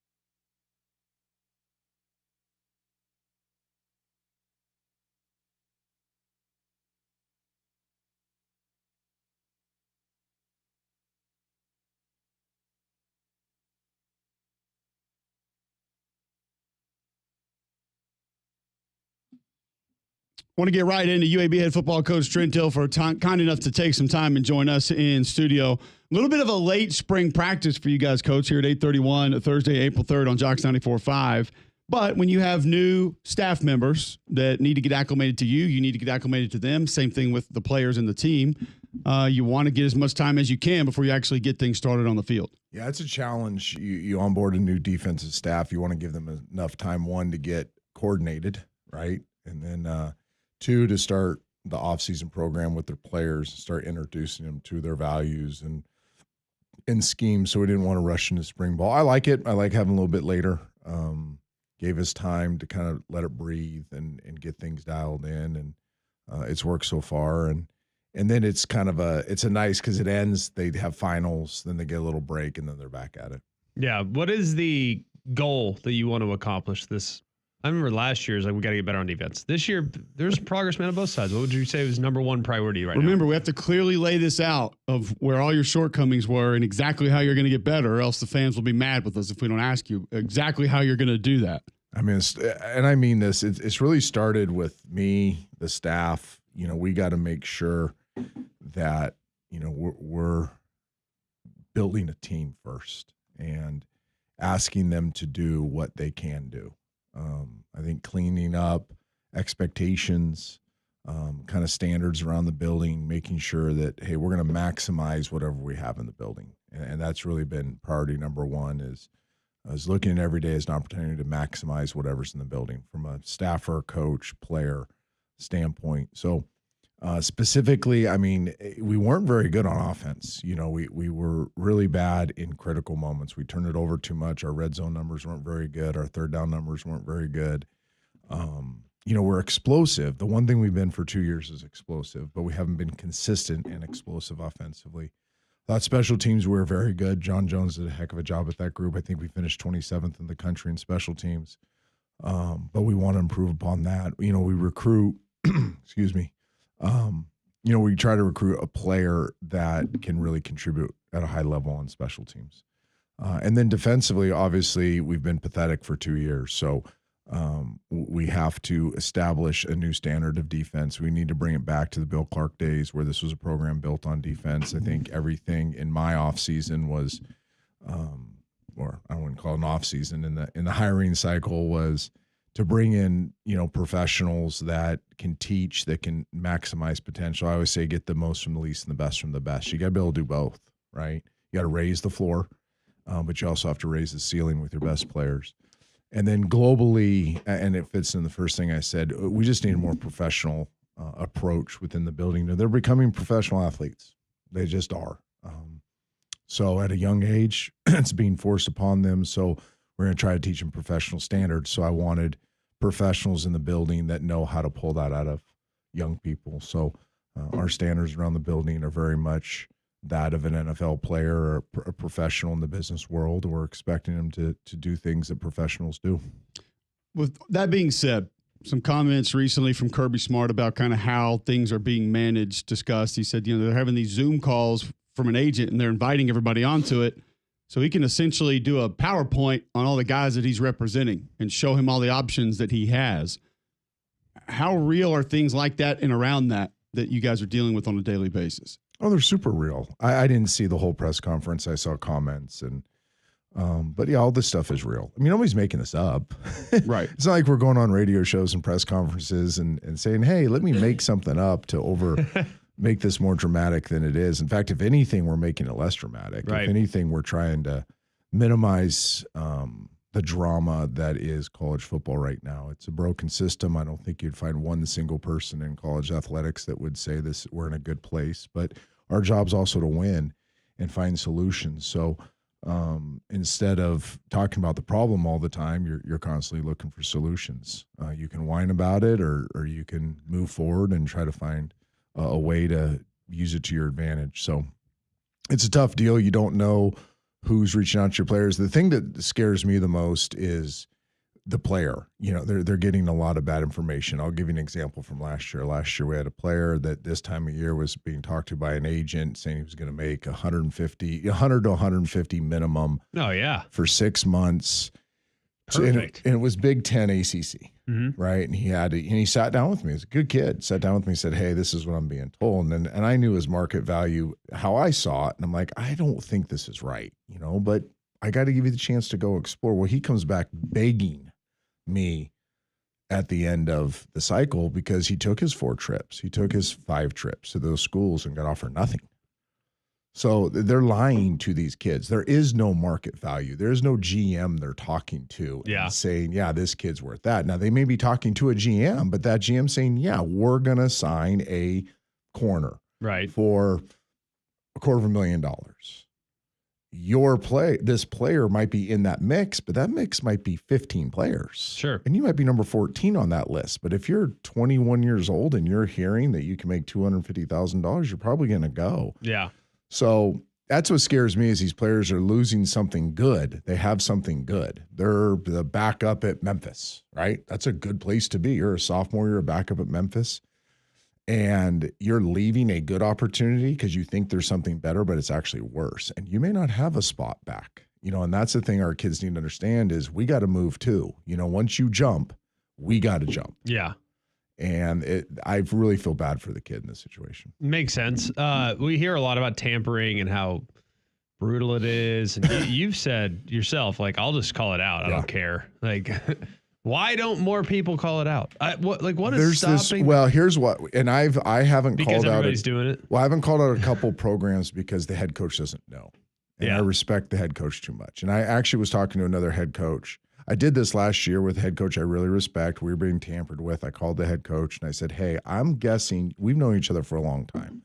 I'm guessing you don't know this. He's like, no, I did not know this. He goes, I will fire the guy. Yeah. He goes, I'll fire him on the spot, Trent, if you want me to. I said, no. I just want you to get off my guy. Tell him to get off my guy. Right. So there's that. You have a lot. Like I love John Sumrall at Tulane. If I found out that one of his coaches was tampering, I'd call John. I love Jeff Traylor, right? Like I'd call these guys. Sure. Kalen DeBoer, I'd call him. Now there's other guys that are just, I'll call the whole program out to the media. But I do think you have to know who is tampering too, because now these personnel departments are massive. Right. At the Power 4, you might have a room full of you got some rogue student volunteer who's trying to impress. Yeah. Right. Or the low level personnel assistant that's sitting in a little cubicle and his job is all day to cut up AAC right tackles. Right. And he wants to go make a splash and he's tampering behind the scenes. Head coach has no idea that's happening. Head coach, that personnel assistant doesn't know that head coach and I played together in the league or something or been in each other's weddings. And you're like, and he's tampering. I don't want to embarrass that head coach. Mm-hmm. So I think there's part of that. It's a challenge. We know it. Now it's just become so common, that everybody in America has your film. Yeah. And they've broken down every one of your positions. They've created a value. They've created a list of, okay, let's just take right tackles. Okay, right tackles throughout America. Here's what they're worth. Here's the schools we like them on. And here's UAB's guy. He's number whatever. We just know that's a reality of what's going on. Yeah. All right, so you brought up everybody has your film now, which is an interesting conversation with spring practice.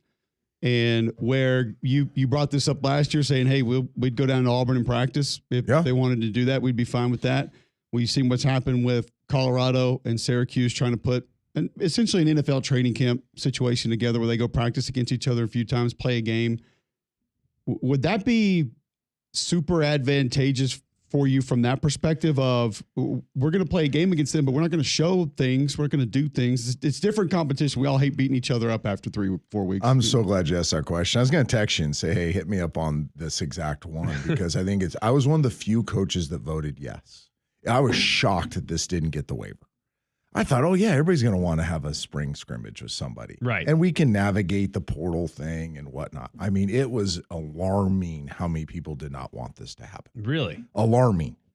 It's crazy. And I was like, yes, we had one lined up with a really perfect opponent for us. So I was a little disappointed. I think it'd be a great model. Those of us that played in the league know how much you get out of it, right? I'd love, I got to see some of the greats. So we'd go down and practice against the Dolphins. I get to watch Dan Marino for 3 days. Like not just practice against them, but I got to watch one of the greatest that ever did it. I think they're awesome. They'd be amazing.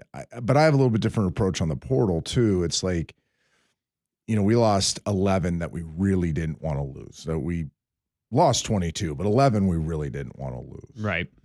9 of them I gave a hug and was like, you're making a good decision here. Yeah. You know what I mean? Like if one of our players, if we will, let's say it's Hugh and Auburn, if I know Hugh really likes this player and Hugh and I have talked about it, I'm good. Like I really am. I'm like, I don't want to lose this player. It's a good player for us.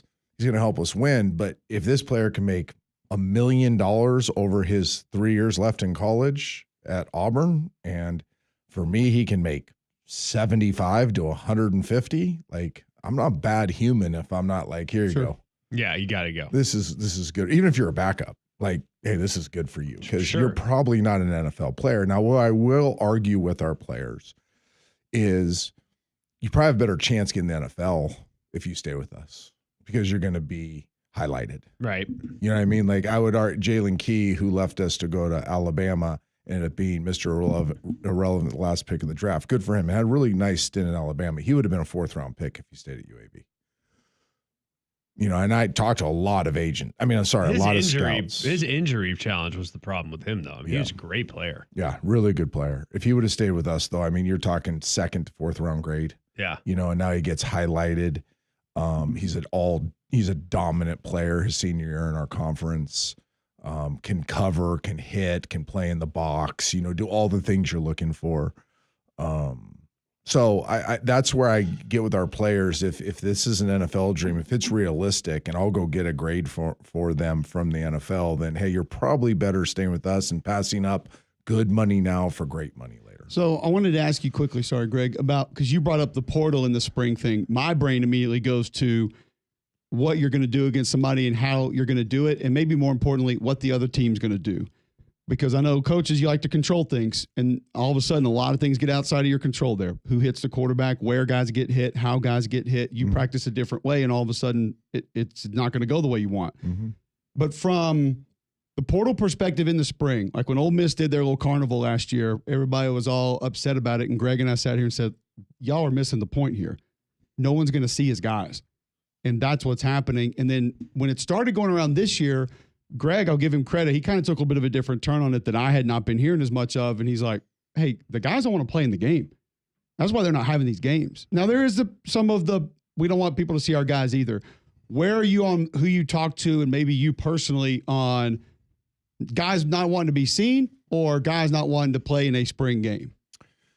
I think it's both. You know, I'd like to give you a definitive answer. I think it's both those things are real. I've always looked at the last practice, which we're calling the spring game, as just another practice. Like it's an opportunity to get better. Right. It's an opportunity to kind of, and from a coach's standpoint, I like to see what players can absorb an entire spring ball of install too.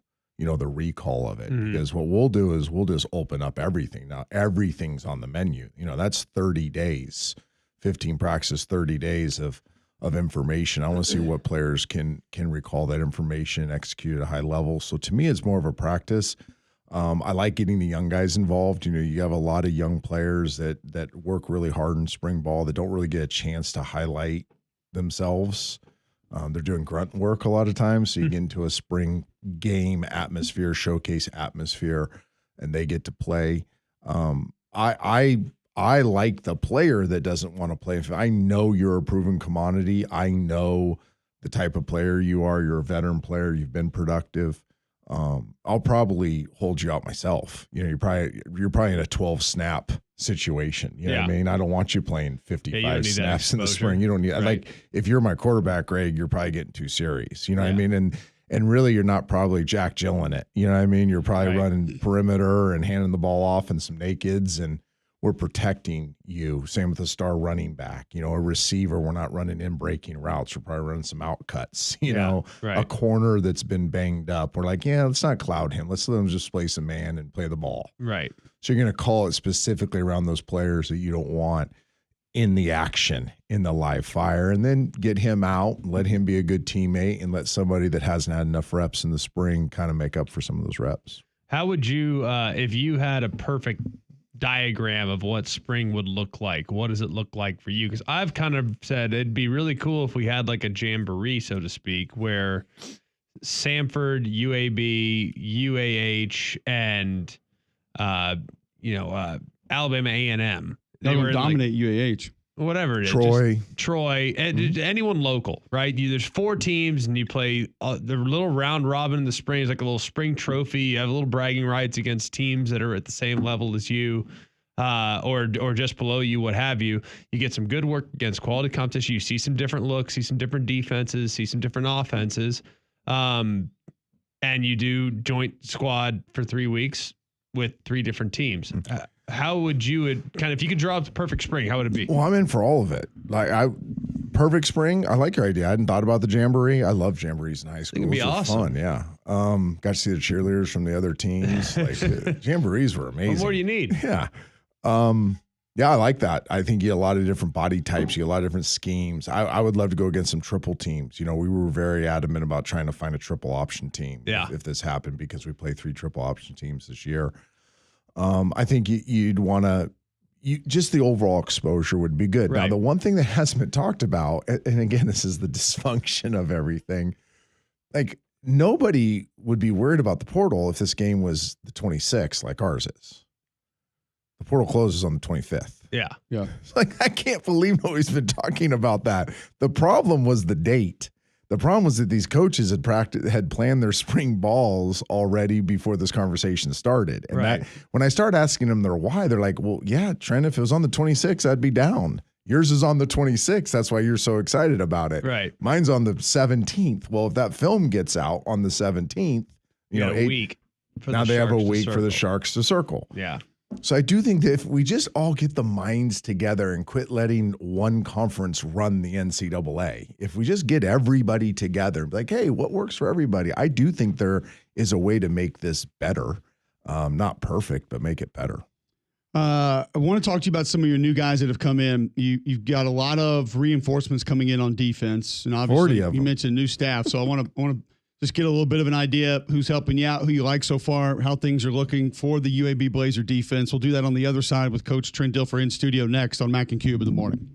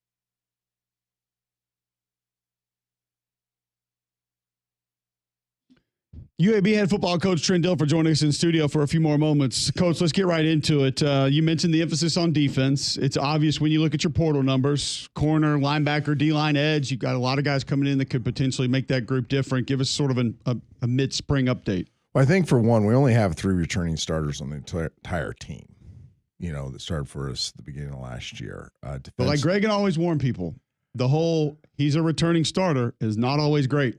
Not if they stink. Well, exactly. So I would say it's going there. Something like so you could look at that as a bad thing or a good thing. I look at it as a really good thing. The one defense returning starter we really like, Sherrod Bryant, really played well for us last year and has had a great offseason. Everybody else is new. Now, we have some young guys that we felt could have helped us last year, or I felt could have helped us last year and didn't really get the action I thought they would. Mm-hmm. So I think they're trending positively. Some good young players that we've recruited, we've developed that nobody knows their names really because they haven't done anything yet. And then we brought in a boatload. We brought in guys. We really try to target a few things. We try to target production, find guys that were productive at their old schools, professional, that they, talking to their old coaches, talking to administrators, teachers, high school coaches, people that we called the leasing departments of places that they had lived at. Just checked in on basic life skills. Do they have professional habits? And then what I'm calling a high football character, they just play with a certain type of demeanor and character to them. And we got 4 new linebackers. We got 3 new corners. We have 4 new safeties. We have 5 new defensive linemen. And they've been what we've asked them to be. You know what I mean? That they're good players. They're proving it. They're earning the right to get playing time. They kind of have that blue collar, I got to earn it mentality, no entitlement, which is, when you're recruiting, and I don't want to say bottom of the barrel because I really don't mean that. I don't. It's funny when you look at the money. Sometimes a player is making like 5x more than the player we get. We didn't even like the player that is demanding 5x more. Right.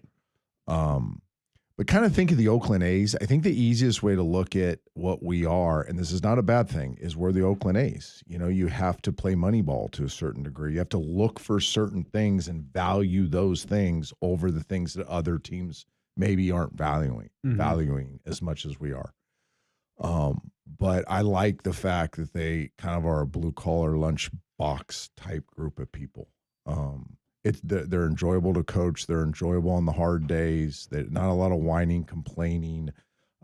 We have had incredibly high standards on how they conduct themselves in and out of the building, and many of them said this isn't shocking. Like this is the way it should be, instead of whining about it. Right, and that's helped our younger players.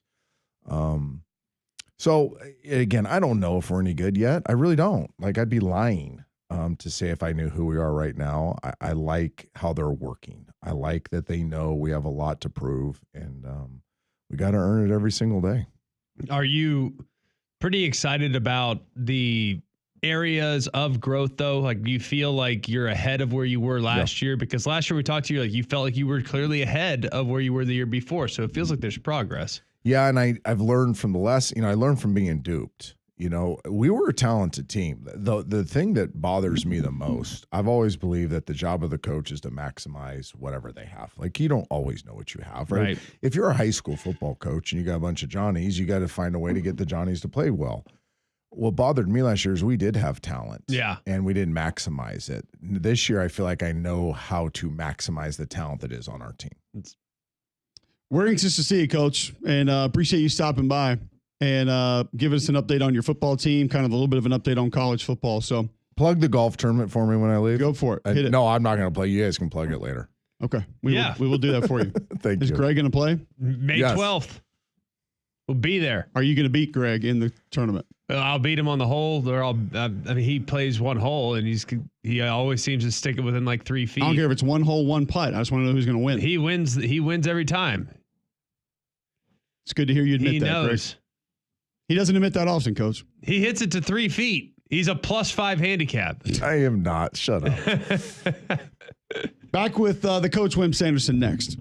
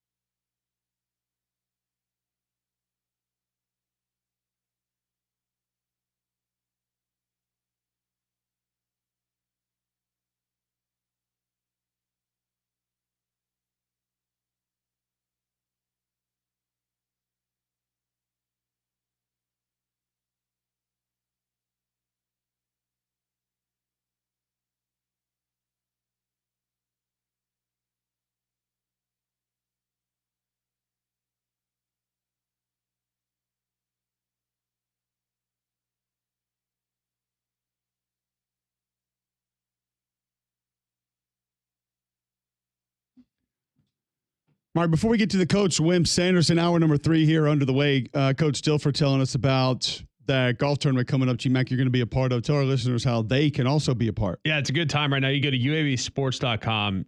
You can just Google it. Google UAB Football Excellence Golf Tournaments back on May 12th. I'll be playing in it. A bunch of folks will be playing it. All the proceeds benefit the UAB Excellence Fund, which is established within the UAB Athletics Foundation, provides supplemental assistance to the UAB football program with all the benefits going to NIL and things of that nature. So it's great. You can do an individual golfer. You can do a foursome. You can sponsor hole. You can sponsor tents. You can do a full Blazer sponsorship. It's a great time. It's a great experience. You'll have a great time. I'll be out there as well.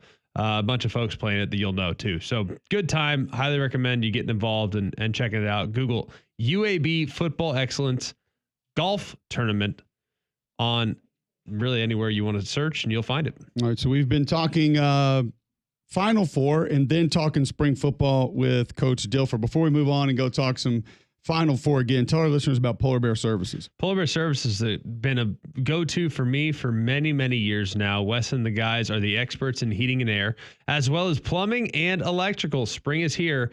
We have record temperatures that will be hitting our area today. You're going to be running your heat or your cooling system big time the next 2 days with temperatures approaching the low 90s. But next week, we have a freeze warning potentially coming on Tuesday. So think about your system. Think about how it's working overtime. And think about how you can get out in front of potential issues that you might experience this summer by getting a system tune-up from Polar Bear Services. Serving all throughout the state. They can also handle your plumbing. They can also handle your electrical needs, including installation and service of a home generator system, which can be really helpful during the storm season. Storms coming through on Sunday. So remember, if you have a problem with your electrical, plumbing, heat, or air, just pick up the phone and call the Bear. It's 205-497-BEAR. That's 497-BEAR. All right, we now welcome him in to talk more college basketball, to talk more Final Four. He joins us each and every week. Thanks to our friends at Coke and Piggly Wiggly. It's the coach, Wim Sanderson.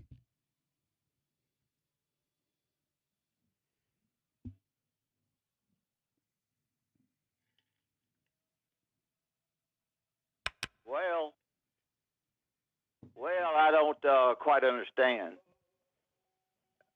Both of you guys had teams playing in the playing for the Final Four, and y'all take a week vacation. Yes, sir. Is that good? Spring break. It's called spring break when the kids are not in school and you can get to a destination with them. I told him I was going to get on you. I figured y'all run me off when I said that. Got to do it, Coach. Family over everything. Okay, well, so if they'd been both of them playing in the Rose Bowl, y'all would have still taken some time. It is Well, college if we were basketball's working a fault game, for it'd be having different. spring break interact with its Final Four. We can move it back to May, and we could start college basketball on Jan 1, but no one wants to do Get that. on me, get back on me. Auburn in Florida. Auburn rebounds for Florida. I don't know about Janai. Janai's hurt. That's going to be trouble. The best factor for Florida is that their ability to rebound is better than any of the 4 teams. If they rebound the basketball, put back in the misses on the perimeter, grab the rebound, put it back in, throw the ball back out for a 3. If they do a good job there, they've got a great chance. If they continue to turn the basketball over the way they've been turning it over, they have not played like the team that played down at Auburn and won earlier. So they've got to do a better job of not turning the ball over, and as good a job as they continue to do, have done all year in the offensive board. So Auburn is absolutely terrific. Denver Jones does a really good job of defending people, and Auburn needs to do darn well defending the 3. That's going to be important for them.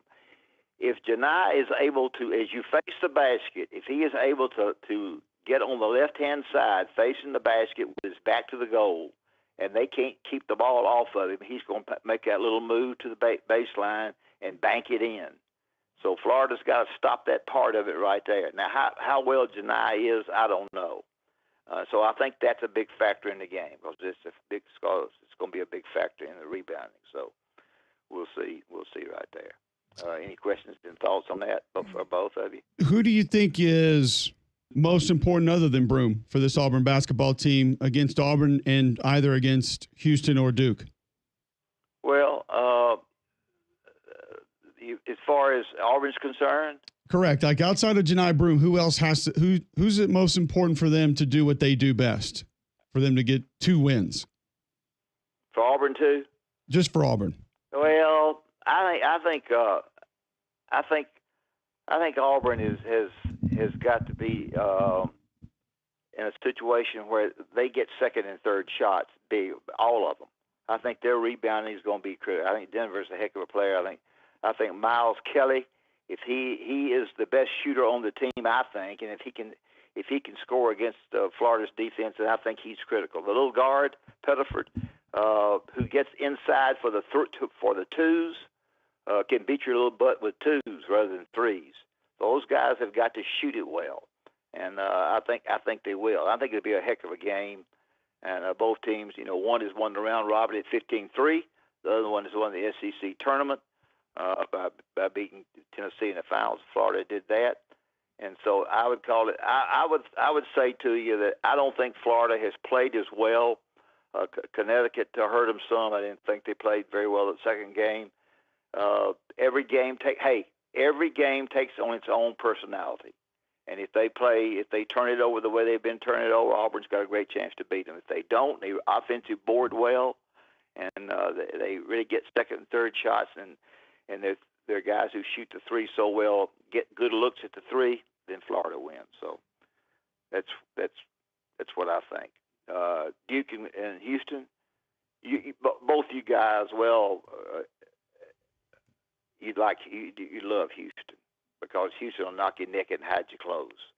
They will absolutely wear you out defensively. They'll do everything they possibly can to see that Cooper Flag doesn't get a very good look at and they will play as hard as they can. I'm not sure that Duke will be.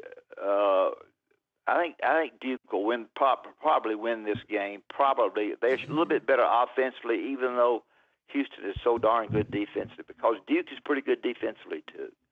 They play a switching defense. They don't worry about mismatches, big on little, little on big. It doesn't matter to them because it's just going to happen for a few seconds. And then they've got a big guy in there that swats it away. And they're darn good defensively too. And their team has shot the basketball well. They hadn't played quite the schedule that Auburn has played if they get to Auburn on Monday, but it'll be both those games will be interesting. Both of them are more so. Houston's more defensively than anybody. They play darn hard. They don't have the superstars. They just play hard and they get after it very well. So we'll see there. What do you think? Go ahead. What do you think? No, go ahead. Go ahead, Coach. What do you think about Duke's length and what they were able to do to Alabama? It was pretty wild to watch just how challenging it was to get a good look. I'll tell you what, their length is really good, and the changing of defenses, the switching of defenses. If you haven't worked against it a lot, and Alabama didn't have time to work against it because they had to play, pretty quickly against them, and didn't do as good a job against them with the switching defenses as they needed to. I think it's hard. And the big guy inside swatted everything away. And all you did was switch. You may have a mismatch, but you didn't worry about you didn't really worry about matching them up and keeping them that way. You just switched it. They switched 4 guys at one time, and sometimes they switch all 5 people. They switch everybody in. It's a different way to play, but it's a darn good way to play. And if you haven't worked against it, then it makes it difficult. So, Sears gets 5 attempts.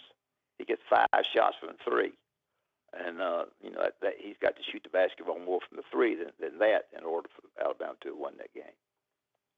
Coach, on that other side, you mentioned that Houston team, and you look at what they do defensively. They're the best three-pointing shoot team left in the Final Four from a percentage standpoint. How do you see that matchup between them and Duke? Well, I think both of them are good defensively. I think that the stuff that Duke runs and is trying to defend, even though I've told you Houston's so good defensively, I think Duke gets by the game in a close game. That's what I think. But I never pick the right team, so don't pay any attention to me. I think Duke gets by because I think their offense will be a little bit better, even though their defense won't be as good as Houston's. But I think their offense will be a lot better than Houston's. I think they'll get more second and third shots. The big guy inside is absolutely he's hard on both ends of the court. He goes dunk. The lob pass is so big, y'all. You get that basketball and the dribble through there, and you throw the lob pass up to that big guy, and he's dunking that thing pretty quickly. And then if he's on the defensive end, he's batting that thing away or catching it and keeping it from scoring. So I would say to you in that particular game, I would lean a little bit. I just on another radio show, and the guy that was on the show or dealing with, he picked Houston. I think Duke is maybe a little bit better by what I know. I don't know. I don't have any idea. Well, but what is it? I'm having a hard time understanding Houston because I've seen them look really, really good, like we saw against Tennessee, and I've seen them look pretty average at times. Like now, I'm not saying it's not a bare knuckle brawl, but sometimes when they're running offense, I mean, it looks like a bit of a rock fight. So, can they score with Duke? I don't think they can. I think they shoot it okay. I think Duke shoots it awfully well by a bunch of them, and I think they run their stuff. They run a lot of back screens. You run back screens are really hard to defend, and they run a lot of back screens, and they get a lot of cheap baskets off just quick cuts to the basket. I would say, and I'm answering your question the way I think you answered it as well. I just think that Duke's a little bit better offensively than Houston is defensively, and God darn, Houston is good defensively. So it's going, defense and rebounding is going to be the separating factors right there. The defense and the ability for Houston to rebound, continue to rebound is going to be the factors in those games. I just think Duke shoots the lights out. Now they'll do a good job. They'll do a good job on Cooper Flagg. He won't do quite as well as he. And I didn't think Cooper Flagg played that well. Didn't have that kind of game against Alabama. He was okay, 3 for 14 or something. But should be really, really two good basketball games. And then Monday night we'll see at 7:30 who the national champion is, and it'll be very, very interesting. So. Coach, you've kind of you've straightened some things out for us going into the tournament. People say guard play, things like that, and then how do you win tournament games? What changes at this point for any team? What do you feel like is either highlighted, maximized, diminished? What's different about these final two games? Well, I think there's not a whole lot different. I've already told you that for Florida, they're a better rebounding basketball team. When you look at the stats after this game, if Florida has out-rebounded Auburn pretty big, and Florida's going to win the game. They're going to get some putbacks. I don't think that changes. I think those guys get after they got big kids. They do a really, really good job. And Florida's shooters have really scored back. They're 9 down with 3:15 on the clock against Texas Tech and come back and win that game. I think Auburn is the best team. I think Auburn's the best team without the foul, or the second best team without, defensively. And I think it'll be tough on Florida. I think Auburn does a good job. And I'm going to tell you something about Auburn that is, to me, people don't talk about. That's really a plus for them. They decided who they wanted to come to Auburn to buy. They bought the players they wanted to buy, just like everybody else did. They didn't get the star. They got a good player, a guy that they thought by their staff sitting down, looking at them, going in looking at them, and they got guys. They got 5 or 6 guys there that not everybody wanted. Not everybody wanted Georgia Tech and different places, but those guys have played together so well. They've been well coached. All 4 coaches do a really good job. They've been well coached. They know how to play together. It's amazing to me. They're not the kind of guys where you just go and get guys that. Boy, they got a great one, because they didn't say that about that at all. They got a great one. They got a great one here. They got a great one there. Most of the time you said about Auburn, why'd they take that one? How come them to go over here and take this one? and they're really, really good. They're really, really good defensively on out of bounds plays. They'll score themselves on out of bounds plays, and so it's going to be a situation where if Florida turns it over and Janai Broome can play, Auburn will win it. If Florida doesn't turn it over and they rebound the way I think they can, and Janai Broome is halfway speed, Florida wins it. So that's what I think, and I ain't never right. It's not true, Coach. We always appreciate the time. We always appreciate your insights. Tell our listeners why you're here each and every week. Well, certainly Piggly Wiggly lets me come in and get some meat and get some vegetables, and I go in Piggly Wiggly a lot of different places right down here on 41 where I live. And they're great people. In fact, I'm having lunch with Stanley Vasiglio, who runs Piggly Wiggly today. So Piggly Wiggly and Coke, great product, great drink. I appreciate you guys. Hope y'all have a good week with your kids. And do not try to teach those boys of yours to shoot free throws yet. Until you got to get them to raise the elbow. We don't call fouls at my house, Coach. No, we don't believe in no that. fouls. No fouls. No fouls. No, they don't like it. Crap. They don't like it, but that's how we live. Well, anyway, you guys are good. I appreciate you letting me be on. Talk to you next week. Thank you, Coach. There he is, the coach, Wim Sanderson, joining us on the Higginbotham Hotline. Thanks to our friends at Coke and Piggly Wiggly each and every week. I'm going to get away a little bit from the Final Four because we heard from Kirby Smart earlier. We talked to Trent Dilfer about it in studio. But, Greg, there is another college football coach that has maybe a different answer for the transfer portal and what should be added to it and what should be a part of it. We'll tell you who the coach is and what he's saying next on Mac and Cube in the morning.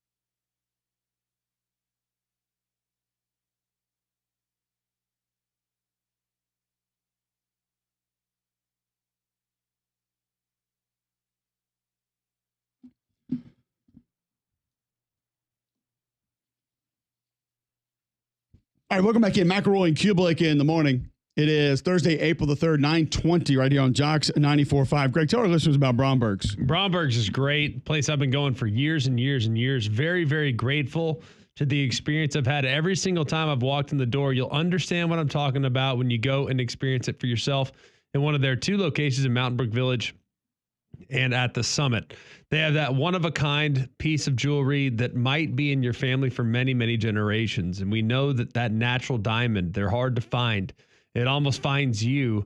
Well, there's several options for you available at Bromberg's. That natural diamond's a luxury like no other. It's a symbol for your life, and it's something that can be passed down for multiple generations. They're timeless gemstones that remain with us forever. Go get the latest natural diamond jewelry by visiting Bromberg's in Mountain Brook Village and at the Summit, but you can always check out what they have online at brombergs.com. All right, so there's a lot to say with where things are in the portal, where things are going in the portal, where things might be in the portal, how they should be handled.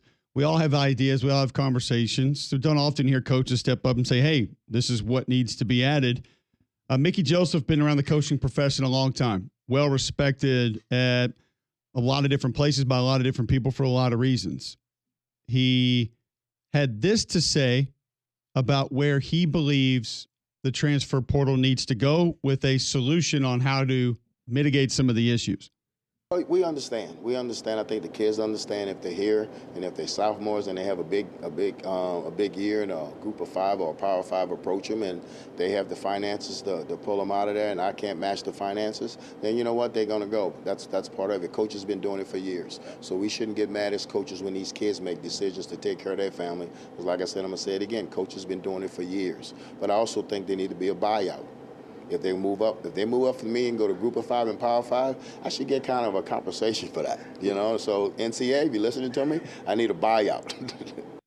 That's Mickey Joseph, the Grambling head football coach, Greg, on a potential buyout for college football players leaving one school to go to another. Yeah. I mean, I think a buyout makes some sense. I've actually kind of proposed that. I think it actually is genius. Because it gives you the opportunity as another school to kind of backfill with that additional money to backfill what we're looking like. I mean, so for instance, you have a $100,000 player that leaves. Well, I now need to. I'm going to be able to take the money that I lost, but I probably won't be able to improve my situation with the quality of player that I can bring in. Maybe I will, but it's unlikely. It's certainly up in the air. So I think it'd be really valuable, especially to smaller schools that are getting poached regularly. I think with what comes with this, then it's only going to take the conversation further down the employment avenue, which I know a lot of people don't want to see and don't want to be a reality. But if you're going to make that, if you're going to try and make that idea real, then I think there's going to be a lot of people that say, well, then they're employees if you're having to pay a buyout. Yeah. And I personally don't think that that's where any of us really want this to go. However, we're probably going to get there at some point. And that's one thing, the interesting part about this, Greg, is that's what the coaches will counter with a lot of times. Like we go meet with Pete Golding and he's like, I had to pay Alabama $1 million to walk away. Coach so-and-so had to pay this to go coach over there. So it's, the coaches have been doing it, as Mickey Joseph said. We don't know what everybody's NIL deal is. So it's just a flat rate across the board. What if your guy's going to buy out from a kid that's more than he actually made or going to make? Right. Is the school responsible for that? That's different. Very. Extremely different. But what if a guy goes into the portal and hasn't committed? Then you're just, I guess that has to be negotiated with the school. Hey, I got $15,000 that I owe Grambling. Yeah. Right. You're good for that, right? I think that'd be huge. It'd also dissuade people from going after people. I mean, it'd be great. There should be a buyout. Like people talk about coaches, freedom of movement. Yeah, well, these guys don't just move without any type of pay whatsoever. I mean, they either have to pay back the school that they're departing, or the school has to pay back the school they're departing. So, for instance, I mean, the buyout, for example, people always talk about as it relates to coaches getting fired. Like, coach getting fired, look at the buyout. Okay, sure, but if your buyout's $80 million for example, or Jimbo Fisher, let's just use that since that's like one of the biggest buyouts ever paid. If Jimbo Fisher would have left Texas A&M in favor of like Florida State, they would have had to have paid a buyout. Now, I'm sure it would have been a reduced number. It would have been some type of negotiated settlement, but there is some that exist. I mean, when you look at assistant coaches that are moving constantly, they have to pay a buyout. These are things that are great. And honestly, it protects smaller schools with less budgets. I think it's a great thing. It just feels like there are a lot of aspects to that are going to be almost impossible to button up, I guess, and have an understanding of just what it's going to look like and how it's going to be, how it would operate. I think it's a great idea with you. Just don't know exactly how we make it work and what happens there. So just an interesting thought from another head coach that looks at it and says, hey, why can't we go here? Why can't we do it this way?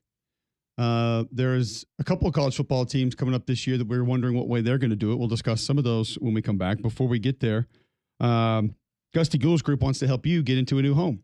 If that's where you're trying to go, saw Gusty Gould's last night and said, do we need to update our 5-star Google reviews? Because I continue to say over 830. And he said, we're over 900. So it's over 900 5-star Google reviews for Gusty Gould's in the Gusty Gould's group. Go to GustyGould'sGroup.com, call 205-542-1996, and you can start packing. You want to get into a new home? They've only served 3,000 home buyers and sellers in the greater Birmingham area. They've helped family members of mine. They can help you. If you just want to know the value of your home, go to GustyGould'sGroup.com on your phone.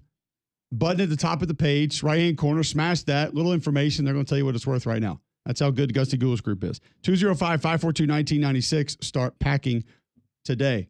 A couple individual teams we want to talk about for different reasons next on Mac and Cube in the morning.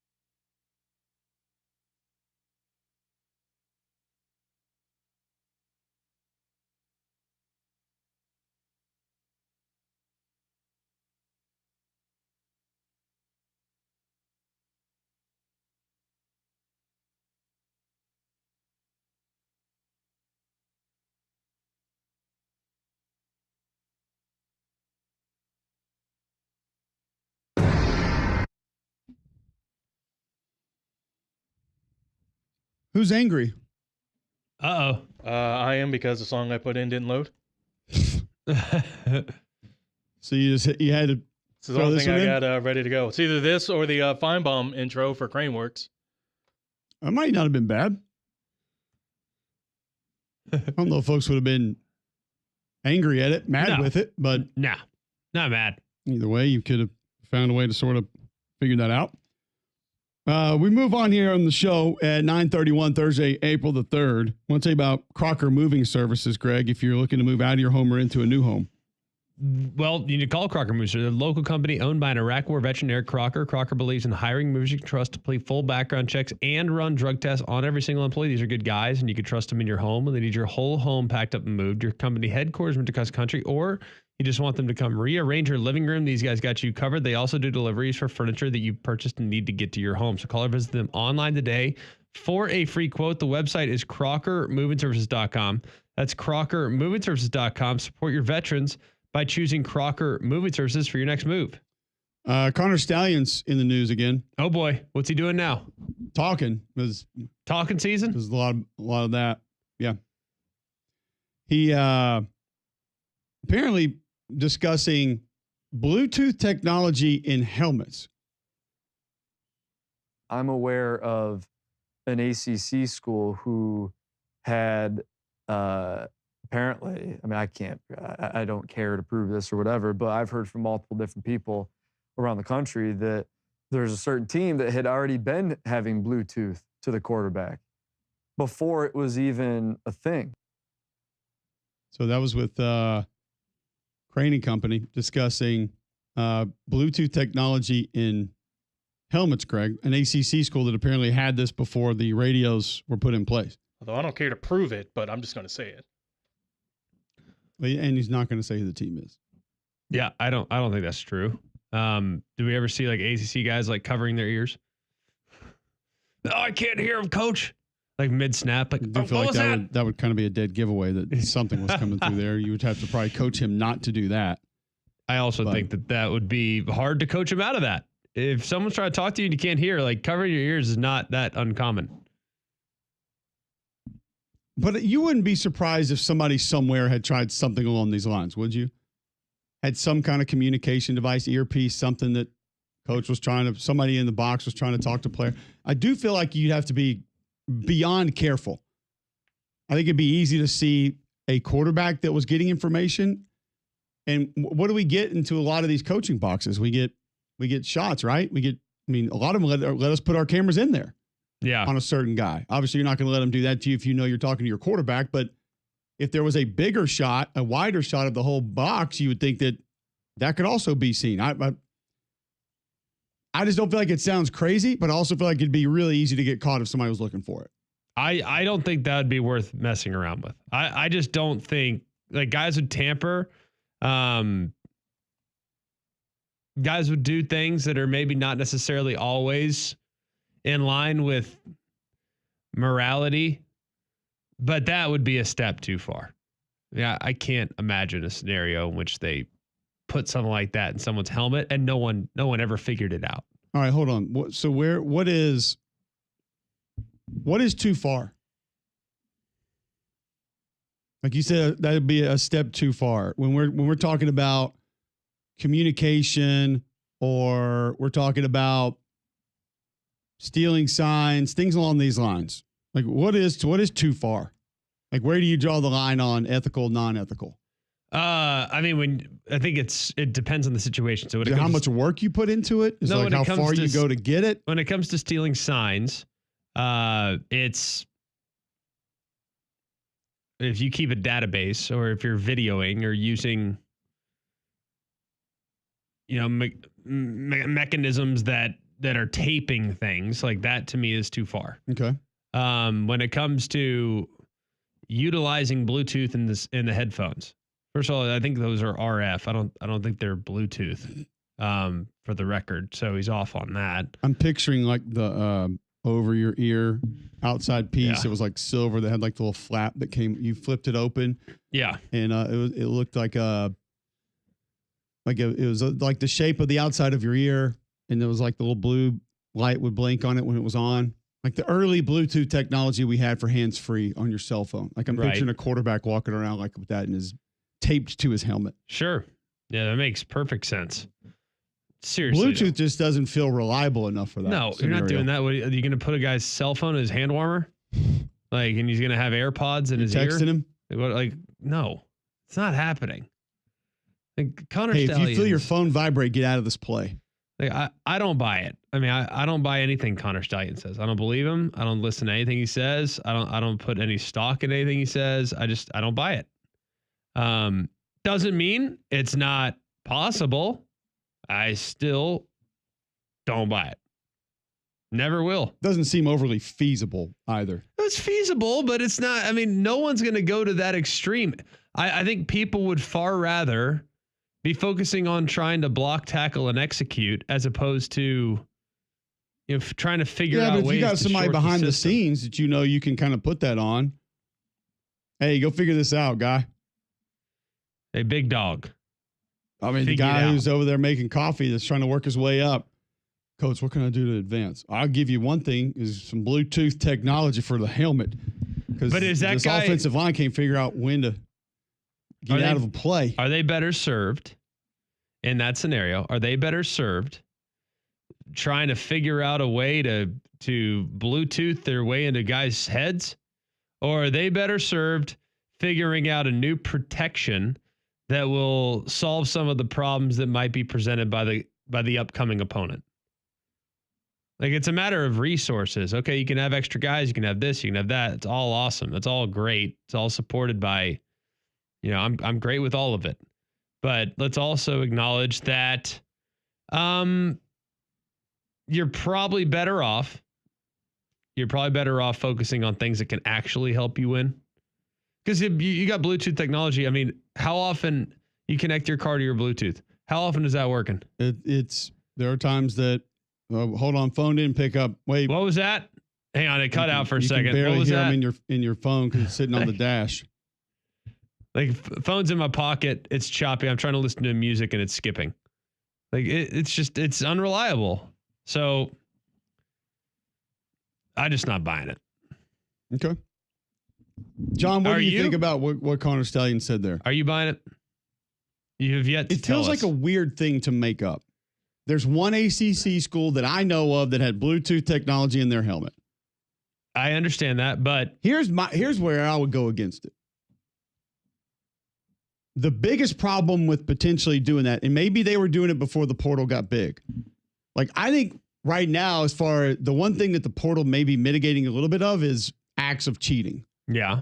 And being blatant with it or being brazen with it. Because what's a kid that leaves your school and goes somewhere else going to do? Nothing. Oh, so-and-so over there, they got cameras in the booths. You didn't know that? Oh, you didn't know they had a former 18 big rig driver who knows how to hack into CB signals? They're on your frequency, right? How do they do that? Well, old Billy Bob drove the truck for Piggly Wiggly for 19 years. He is an RF specialist. William Robert. Him and the Bandit, they can get on any frequency. They know your place. Well, no wonder they got us in 2015. Yeah. I don't one ACC school Bluetooth technology in the helmet. It feels weird to make up, but if this was in the portal, I would have loved to have known when. My follow-up would have been when. What years?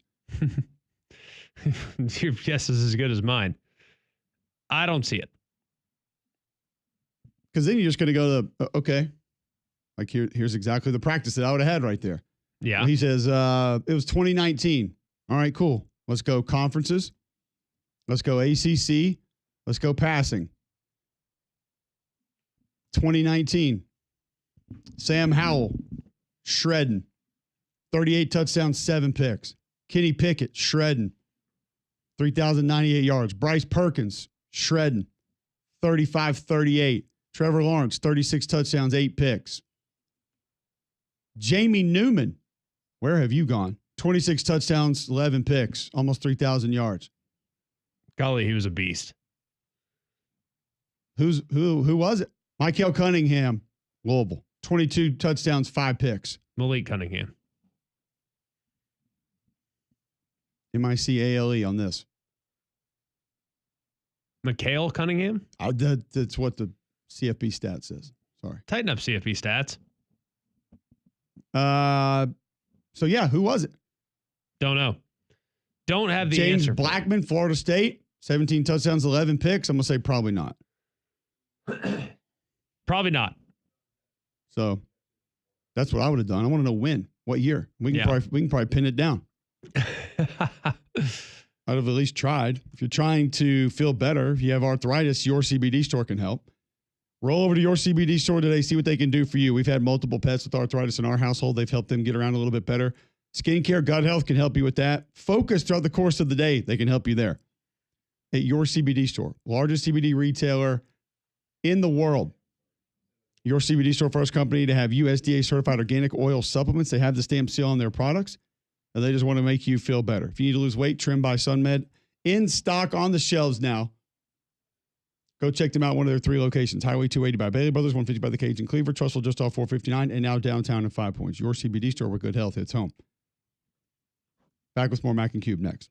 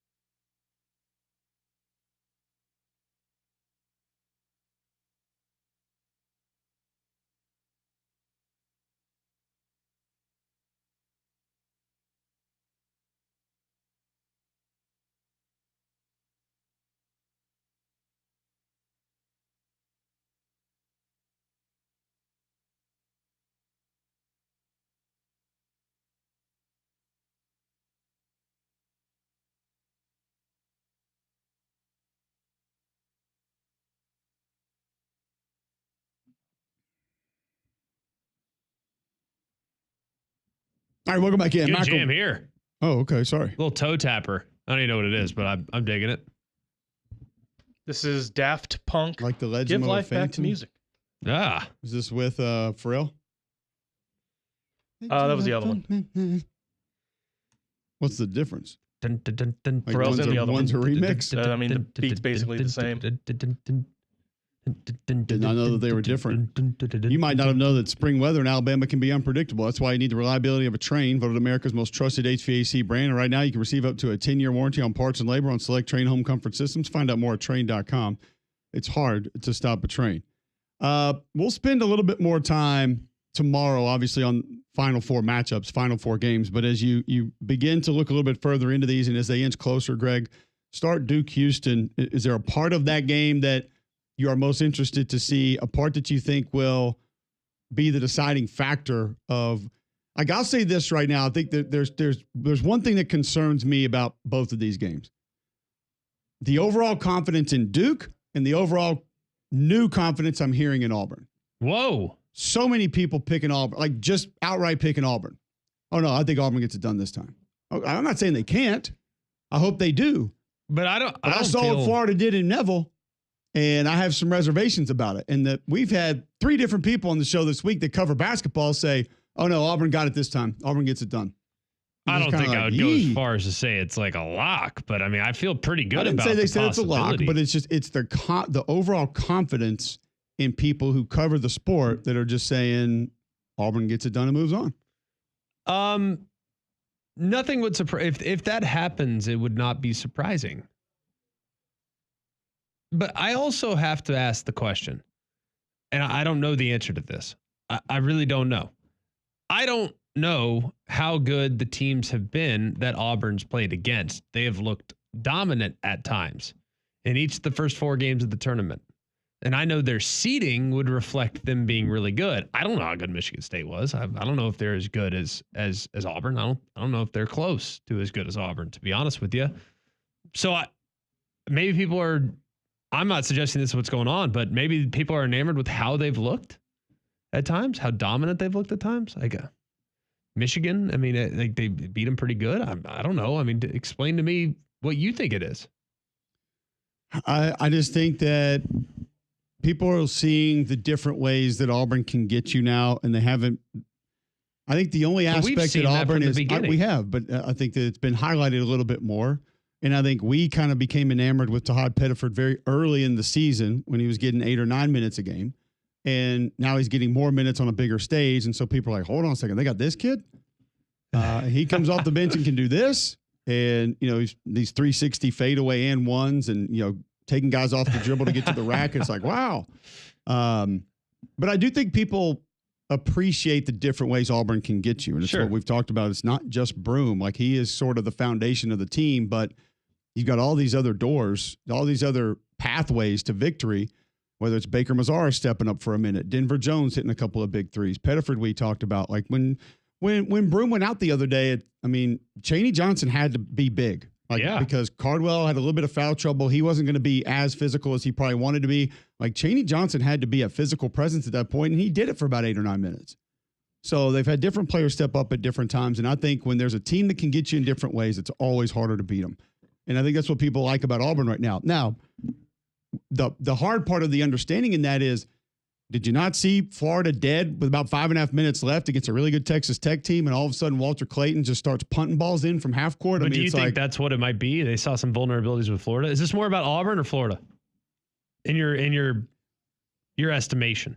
What was Auburn's run early? Like 21-3, 25-3 in that Michigan State game, but like it wasn't a runaway after that. Michigan State went on a little bit of run before half. It was like 8-0, I think, and then it was 20-2 though. That's when they really established their separation. I guess I didn't look at it as 2 full halves of domination by Auburn basketball. It was dominant early. Michigan State made a little bit of a run. Michigan State kept it close during the Broome situation. Then Auburn kind of held on for dear life and then pulled away when he came back in. So let's just go to the other side because that side, I guess we can. Essentially, you're telling me Florida has had one half of non-dominant basketball in this tournament, and now people think that they're not a great basketball team. That's what I'm having a hard time understanding what that is. You're not buying that. Correct. So on the flip side of that, I think that there is a similar mistake being made of people sort of, nobody's ignoring anybody. It's a Final Four. Heck no. But the amount of folks that are just like, oh, Duke's moving on. That's Duke. Duke's good. I mean, Houston has the number 1 field goal percentage defense in America. I get it. Houston has the best 3-point percentage of all the teams left in the Final Four. I think that the game. And by the way, Duke's got 2 guys that have played in the Final Four. The game will be Houston. I'm sorry, but not for Houston, but have been in the Final Four. The game will be competitive. I'd be shocked if it wasn't competitive, but I just don't know if they have enough firepower.